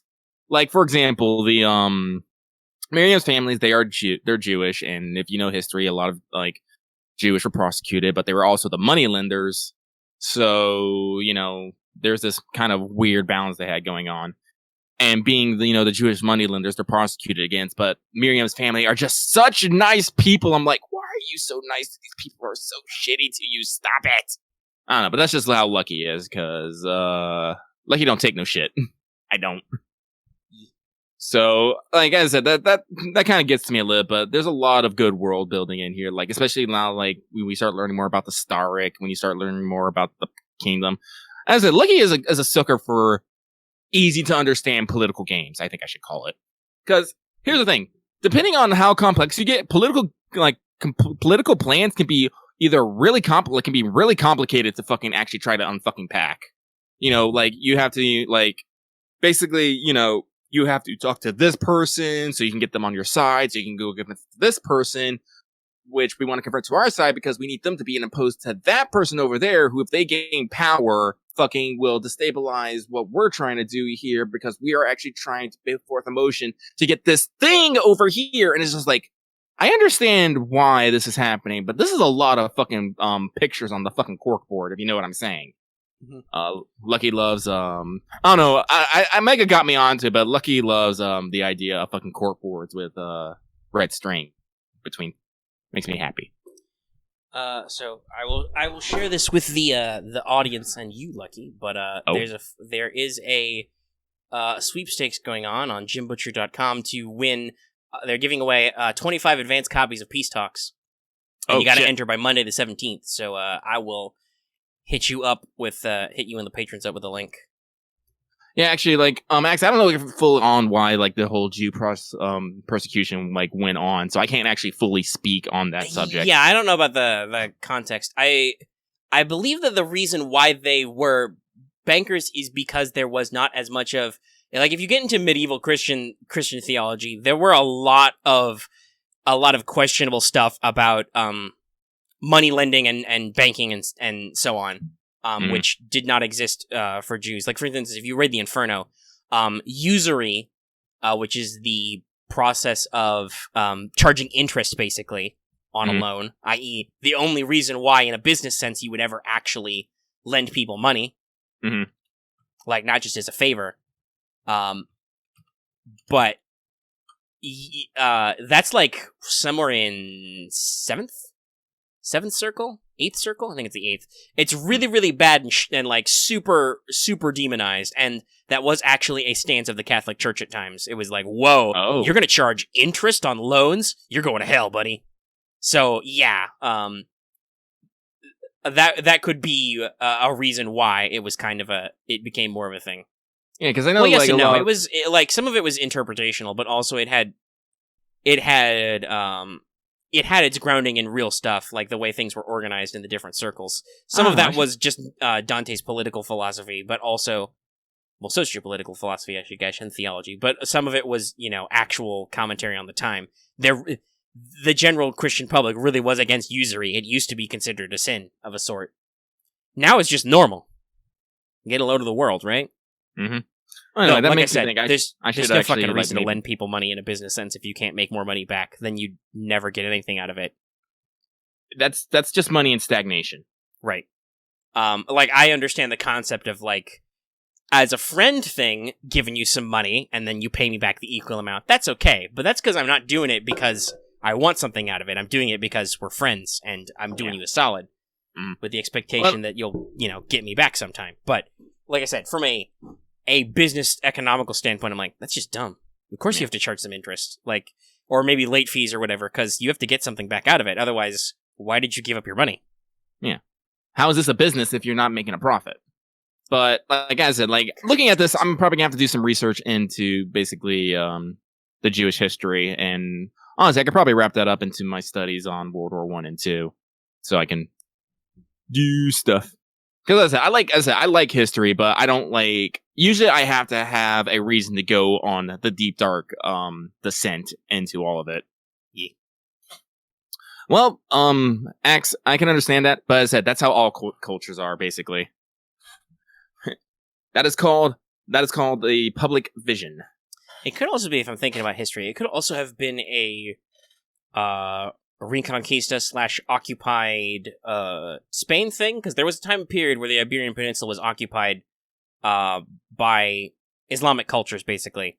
Mm-hmm. And in the past, certain sects of Islam were actually quite tolerant to other points of views, so long as you didn't go around being shenanigansy.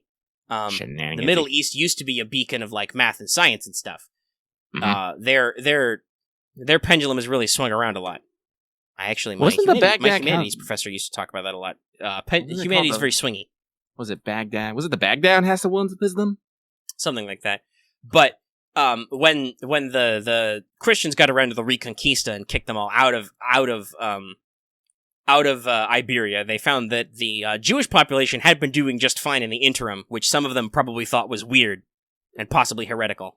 I don't know. I am also a fan of history, and I remember lots of things, but depending on when the last time I used that knowledge was, it can get a little scattery. I'm like, do I remember hearing that? Do I not remember hearing that? Was it somewhere in between? I don't remember, but I don't know. I've read a lot of stuff and done a lot of learning. As I said, this is why I like to say. I like to do my own research, get my own ideas. Because, as I said, people can tell me something and, they may believe it, but everyone has their own opinions and perspectives. And especially talking about fucking history. Jesus. Oh, God, yeah. Well, I want to put this in context really quick. History is a weird discipline in a scientific sense because it's not objective. You cannot be objective about history unless you're looking at direct archaeological evidence, which then, of course, is out of context. All your records and shit were written by people. Even if they were trying to give an accurate account, there are still human limitations in place. So history's a clusterfuck. Yeah, not to mention, as I said, there's deceptions, propaganda, just right out omittance of stuff, translation errors and history stuff. History is written by the victors. Mm-hmm. And then there's also the shit that people just were either they couldn't or forgot to write down. We've lost shit. To this day, we're still not 100% sure how the Romans built their concrete. Roman concrete was really fucking good. That's why some of their shit is still standing to this day. But we don't know their exact recipe because the Romans did it so frequently, they didn't write it down. But yeah. So as I said, that's why I what Greek fire was. I have to look at a lot of I want to sit down and actually figure out why, because if y'all know Lucky, you know that I am someone who doesn't just when it comes to wars and stuff, I don't say this side was bad because they're fucking bad. I like to understand why things happen and whatnot. Yeah, Hitler was bad because he was kind of an asshole. He was kind of an asshole, but I want to understand why he was able to get an entire nation to start prosecuting the Jews for whatever fucking reason. And I think I need to understand more about the Jewish history to understand why they were prosecuted in the first place and how Hitler why they were a scapegoat group. It's really easy to understand why Germany was looking for a scapegoat group. Yeah, the Allies really fucked them over after the first one. Yeah. And I got my own little theories and whatnot on that, but I need a deeper understanding of Jewish culture and history and understand how that came to be. Because I've heard plenty of things of why the Jews were turned into scapegoats, but I'm like, which one of these is actually fucking reasonable? As I said, because as I said, and this is one of the things I love about history, you can go into very deep holes about all this kind of stuff. Mm-hmm. Deep holes. Well, yeah, and even talking about analogs and stuff. Well, part of that is why, other than just the aesthetics, part of that is why Mages of War default setting is World War One. Because that's a very morally ambiguous war. That's a lot of people are being fucking shitty. Society just wasn't prepared to handle this situation, and it got really fucking out of hand. Like, the European society was not actually built for if they had to actually call in all those treaties that are about mutual defense and shit. Because, they've been fighting for years over shit, so they had to, work out all their classical alliances and stuff. And, they had to work that all out. And also deal with the growing industrialization. It was the first industrialized war. Oh, yeah, it was a war, battle, war itself was weird. There were still some nations that were using cavalry in World War One. Lots of nations were still trying to use. Cavalry used to be a noble discipline because you had to buy a horse. Mm-hmm. There were a lot of British aristocracy in the cavalry units, but when they got to the trenches, they were like, oh, fuck, this sucks. Then they stuck all those assholes in planes instead. Heyo. Here's your 4 weeks of flight training. You don't get a parachute, don't die. I said, I remember one of the things about, I can't remember the fucking treaty of 1914, what it was actually called. But one of the things that they did is they actually dismantled the fucking German nobility after that. This is a war where there was still actual nobility and noble titles. Right, a lot of these were literal empires. They had kings and emperors, and that's what the Kaiser was, for instance, that's a Germanization of Caesar, same as Tsar is. And World War I was right about the time of the Russian Revolution. That's why the Ruskies got out of it, was because their entire fucking government collapsed and got rebuilt. Because of communism. Not that we've talked about this, listen to the Scythian front. The Ruskies were not great to anybody on either side, especially themselves. It was bad. Yeah. It bad, me. Though, I don't know, that is one of the things you can say about the second one, is that, all things considered, Hitler and some of his higher-ups were pretty bad. No. A lot of this was just for their own, petty psychological problems, which is why we decided to go on this whole big, fuckery, basically. Like I said, I'll definitely call this at least. We talked about this in last week's episode when we were talking about, old war controversies. America's not exactly squeaky clean, but we had at least hypothetical reasons for doing most of the shit we did. Yeah. I said, Hitler was a megalomaniac. I don't know why, but he just got so fucking obsessed with power, and it bit him in the end. I think, it just got out of control, and, It got out of control, and some people listened to it, and it got weird. Because, here's another really shocking fact. You talk about German Jews. Before the whole Nazism thing, it's my understanding that German Jews were one of the most patriotic members of that nation. They were. This is why I'm talking about war stuff. There were variants of the German uniform for a chaplain, for a field rabbi. They were in the field, in the trenches with the men. Mm-hmm. I mean, that still doesn't, I get what you're going for, Rogue Robin, and the World of Grey and whatever, but also at the same time, no, their philosophy is really shitty. It doesn't matter that there was a reason for that philosophy to survive. That was still... I'd say, basically, Hitler used the reason that fucking Germany got fucking chopped up, then hired a scapegoat, and then took a meaningless position in government, made it the most single powerful, wrapped everything around his fucking figure, and says, we're going back to fucking war. I understand that some alt histories have gotten to that there probably would have been a second one anyway.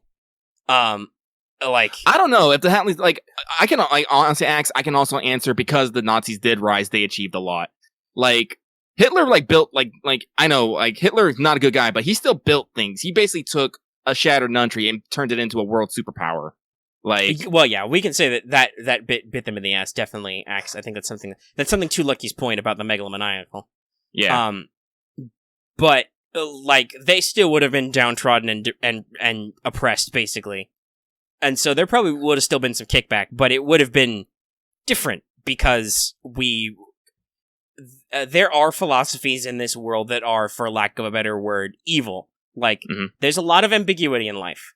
I'm not actually a believer. I mean, I should say evil in quotes. I'm not necessarily a believer in moral absolutism in the strictest sense because it's not true. our morals do change over time. Like, Mm-hmm. there are some things within that we generally hold to be true. Hey, don't kill people for no reason. Yeah. But what counts as a reason to kill people? That changes all the time. You know, there are some people out there in other countries who are getting mad at the U.S. because we technically still have capital punishment, which is a whole different discussion, which I could get into because I have a criminal justice degree, but I won't right now because the episode got super serious at the end. But I don't want it to stay that way forever. But there are strains of thought, there are attitudes, there are even opinions, you could say, that are repressive, backwards, sinister, just that are all about just the waste of human life and the lack of progress. Mm-hmm. They exist in this world today, and I don't want to just like pat those people on the head and just say, "Oh, you're just gray. You're just morally gray." No, some people are fucking bad, and they should feel bad. Yeah, but it's a very rare circumstance where that like orchestrates a whole thing. You know, like a lot of more situations in life are just morally ambiguous because it's a lot of people's competing hierarchies of needs. Like, as I said, it's not, things aren't black and white. It's a fucking gradient between things. But that does mean that there are ends at that scale. Yeah, exactly. It's if you do a prism, guess what? There are colors at either end.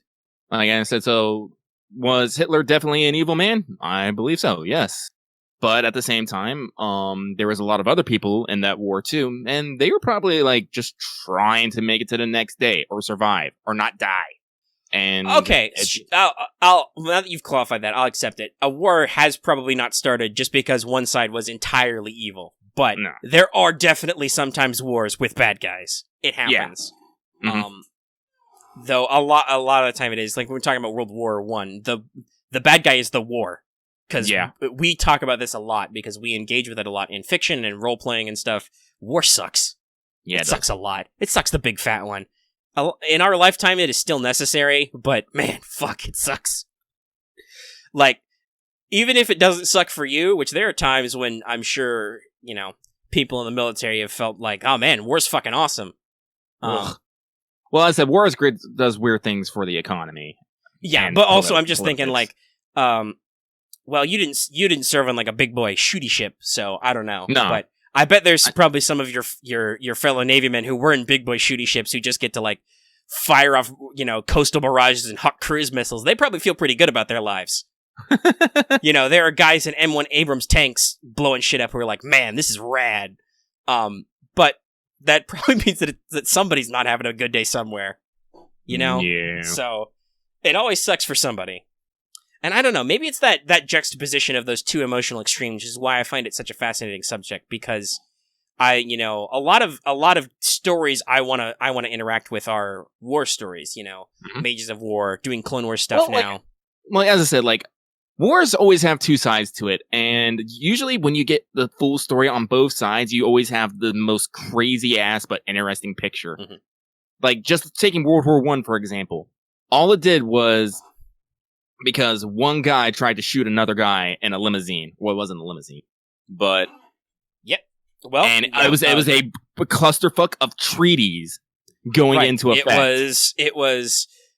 Oh, gee, the guy in charge of Austro-Hungary is dead because of separatists in a principality there. So we're gonna fucking kick their ass. We're gonna slap their shit. And then it was like, well, now all their allies are in it, and now all our allies are in it. And then the Germans were like, whoa, we need to worry about the Russians. What if we just quickly kicked France in the teeth and then turned around before they can get us in the back?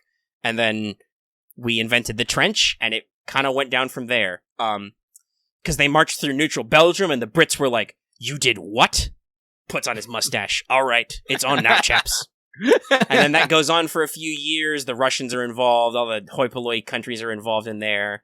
Everyone gets the flu. There was Spanish flu in there. The Allies got the Italians to fucking flip, I think, by promising them German colonies, so the Italians got in the war, which really sucked. Oh, Alpine warfare really sucks, guys. Unrestricted U-boat warfare and the Zimmerman telegram and stuff finally got the U.S. to be like, all right, you guys need to stop that shit over there. You're causing us a problem. Oh, and it was a real fustercluck. And all just because of political motivation. Oh, it was Article 231, the War Guilt Clause. Okay, I knew it was like a 3-1. Wait, no, Unit 731 is the fucking Japanese thing that we were talking about last that week. People are mad about. Oh, fun fact about that. Apparently, people are now concerned that they might have gone too far and scared the artist off the fucking series. And I'm just like, what were you expecting? There was, and actually, I Support Horikoshi was trending on Twitter a while ago because there was a slew of things. Like, a lot of people were giving him grief. There was grief about the name. There was grief because, I don't know what dates, but apparently some of the characters have had their birth dates officially announced, probably for promos for the new movie, because I think Bakugo was one of them, but they happen to coincide with World War II figures, which I was like, that's fucking dumb that you care about that. How many bad people does your birthday line up with? It's probably a lot. There's a lot of fucking humans. I also remember somebody was giving him grief about drawing one of the female characters. It's the darker skinned chick with the horns. I think that's Rabbit Ears. Rabbit Ears or whatever it is, because I've only seen her in like manga drawings, so I'm like not fully detailed anime, so I don't know. I like haven't read up on it, but she was drawn with a certain amount of anatomy, and people were like, "Gasp! You've drawn a line that's anatomically correct. There's bones and stuff in places, kids." Oh wow! I just realized I share my birthday with Kobe Bryant. Well, excuse me, the late Kobe Bryant. R.I.P. R.I.P. That was a whole thing. I don't think we talked about. That was just wow. Yeah. But that's past. We don't need to get into it if it's a sore subject for people. But that was just one of those things. It's like, there are sometimes when everybody kind of like takes a day off from everything else and we just talk about something, because that immediately blew up over Twitter, and it even got to our Discord, where we're usually pretty relaxed about real life news. But yes, the sector, you were talking about this earlier, where how some, all fandoms have their toxic side. There are definitely some aspects of the anime fandom, which I don't necessarily talk shit about wokeness and wokenomics, but there are definitely people who are shitty people by trying to be woke and stuff. And that is definitely a certain slice of the Western anime fandom, which is like, hey, we love anime, but also you need to conform about our societal expectations and about media and stuff. And if you don't, you're a horrible fascist super Nazi, and we hate you, and we need you to stop and die. So actually, that was actually funny. I actually, at work, had to get up, whistle, and tell someone to stop arguing about fucking politics in the middle of lunch.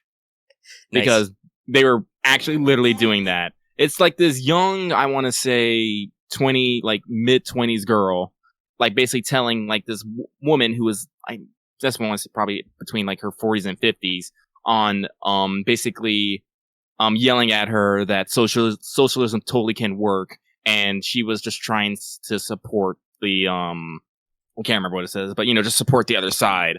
And this woman who's like just trying to like stammer out her responses is just slowly dying inside, and everyone can see it. And like the rest of the lunchroom is just dead fucking quiet. I'm just like, I'm not taking this. Hey, listen, everybody has their right to political opinions. But, and you even talked about, you have freedom of speech, but also that means other people can call you out for being an asshole. That's called being an asshole. Yeah. It's trying to shove your politics down somebody's throat when they clearly don't want to discuss or can't argue back. Don't be an asshole about it. Yeah, this is something that is often forgotten in this day and age, but every person you talk to is a human. They are a fellow human like you. All that bullshit about, NPCs or whatever other meme words you say, that's not real. We're all humans. We're all functioning in a similar way, and we're trying to get along. We need all the same shit to live. Don't be an asshole. Well, also, Axe, that's kind of fucking, like, it's bystander's law, Axe. Someone always expects someone else to do something, or they don't want to get in trouble, or, be the fucking nail that gets hammered down. Well, yeah. I mean, there's definitely an internet outgrowth that allows you to be honest, but also it allows you to be not honest because you want like-me people points and chivos and whatever. Or you want to be a troll and piss people off. Right, or you want to elicit an emotional response from people because you can't get that catharsis anywhere else, which is, like I said, we're all humans, as long as you know what you're doing and tending to talk about your own emotional needs and other people, and like, whatever. But there's still being an asshole, and you will be called on that. We're we're anonymous on the internet, and we usually don't use it as an excuse to be an asshole. Oh, jeez. Sorry. I'm looking up important things that happened on my birthday. Apparently, in 1996, Osama bin Laden issued a message entitled Declaration of War against the Americans occupying the land of two holy places, and Hurricane Katrina formed over the Bahamas. So, I guess, clearly, I'm representation of Hurricane Katrina, Osama bin Laden. Clearly. What other things happened on August 23rd? Let's see. The Battle of Stalingrad. Yeah, that's just, like I said, just if you go down the rabbit hole of date and times, guess what? Shit happened. There's a lot of human history. There's a lot of people who exist and are alive and are dead. So, yeah, I don't know. But yeah, some people are touchy about stuff. We're already over at like 2:40. Let's not devolve into just looking at dates and stuff. Oh, okay. We've had our big philosophical, emotional message of human compassion for the day. Yeah. People are people. Don't be assholes. And lots of other stuff. Let me look up. Someone asked, so let me pull it up. But yeah, like, I don't know. Like I said, that's just, that kind of, like you said, the whole not being an asshole thing and speaking up, that kind of wraps around to the original point, which is just like, the artist of My Hero Academia is just another dude, and by all accounts, he's actually kind of a nice dude, and he's really good at what he does, so, like, don't be an asshole.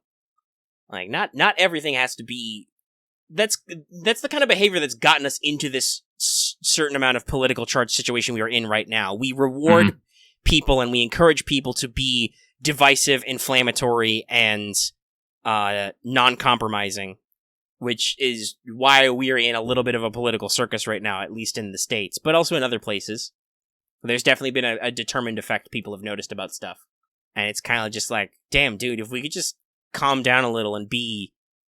remember that all the people we deal with are humans too, right? We'd probably be in a healthier spot, but whatever. We're just two dudes on the internet. Clearly, I don't know what I'm talking about. Well, this is like a good place as any way to end this episode that is like 2 hours and 40 minutes long. That's how we do! Okay, well, if you're okay to wrap up, we can wrap up here. It is getting kind of late for me, so...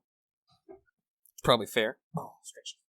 Yeah, I guess I'm really not to say. I said, Lucky will never describe himself as a good person. If anything, I'm kind of an evil person. I enjoy being selfish, and I usually don't like thinking over too much about the moral quandaries of of my objectives. It's like, I usually want to do the easiest, not the easiest, but usually the most efficient way to get something done. If that is usually through somebody, I will go through them. But at the same time, you have to stop, as I said, you gotta stop and look at both sides of everything. Because, especially in like nowadays, information is everything. The more of it you have, the better. And use that to inform you. Information is good. Sorry, I said that far away. Make sure your information is good, because fake news does exist, but it's also always existed. I don't remember when Mark Twain said it, but he's kind of old by our modern standards, and he was the one who said, at least I believe he's attributed to the quote about lies, damned lies, and statistics. So that's been around for a while, kids. But alrighty, we're going to wrap up and say that if you watch this episode on YouTube, be sure to give it a like if you liked it. If you have any comments, leave them in the comment section down below. You won't. I double dog dare you. You won't, you coward. You can also join our Discord. That link is in the description. And also on our channel page, you can, join in to get all that other stuff going on, And, of course, if you haven't already, please subscribe to the channel so you can always get our latest videos of What's Up, and Let's Talk After You, and all the other stuff we do. And also consider hitting that bell for notifications so you always know when we post a new episode, or when we stream, like we said. Streaming is cool. We do it a lot. Look out for it with notifications. And like it says at the front of the show, consider supporting us on Patreon. You can get access to episodes early and lots of other goodies. And it really helps us out. You can get this episode in audio format for as little as $1 a month, downloadable, and lots of other stuff. Join in, hang out, do stuff. Okay. Well, tomorrow, I believe we're on schedule. We're going to sit down for another session and record some more Clone Wars. Yeah! Let's Talk FGO has already come out, so, go back and check that out if you haven't. I don't think we got any other channel stuff. Just, stay tuned on those weekdays for maybe some streams and stuff. All right, we'll catch y'all later. Smoke bomb.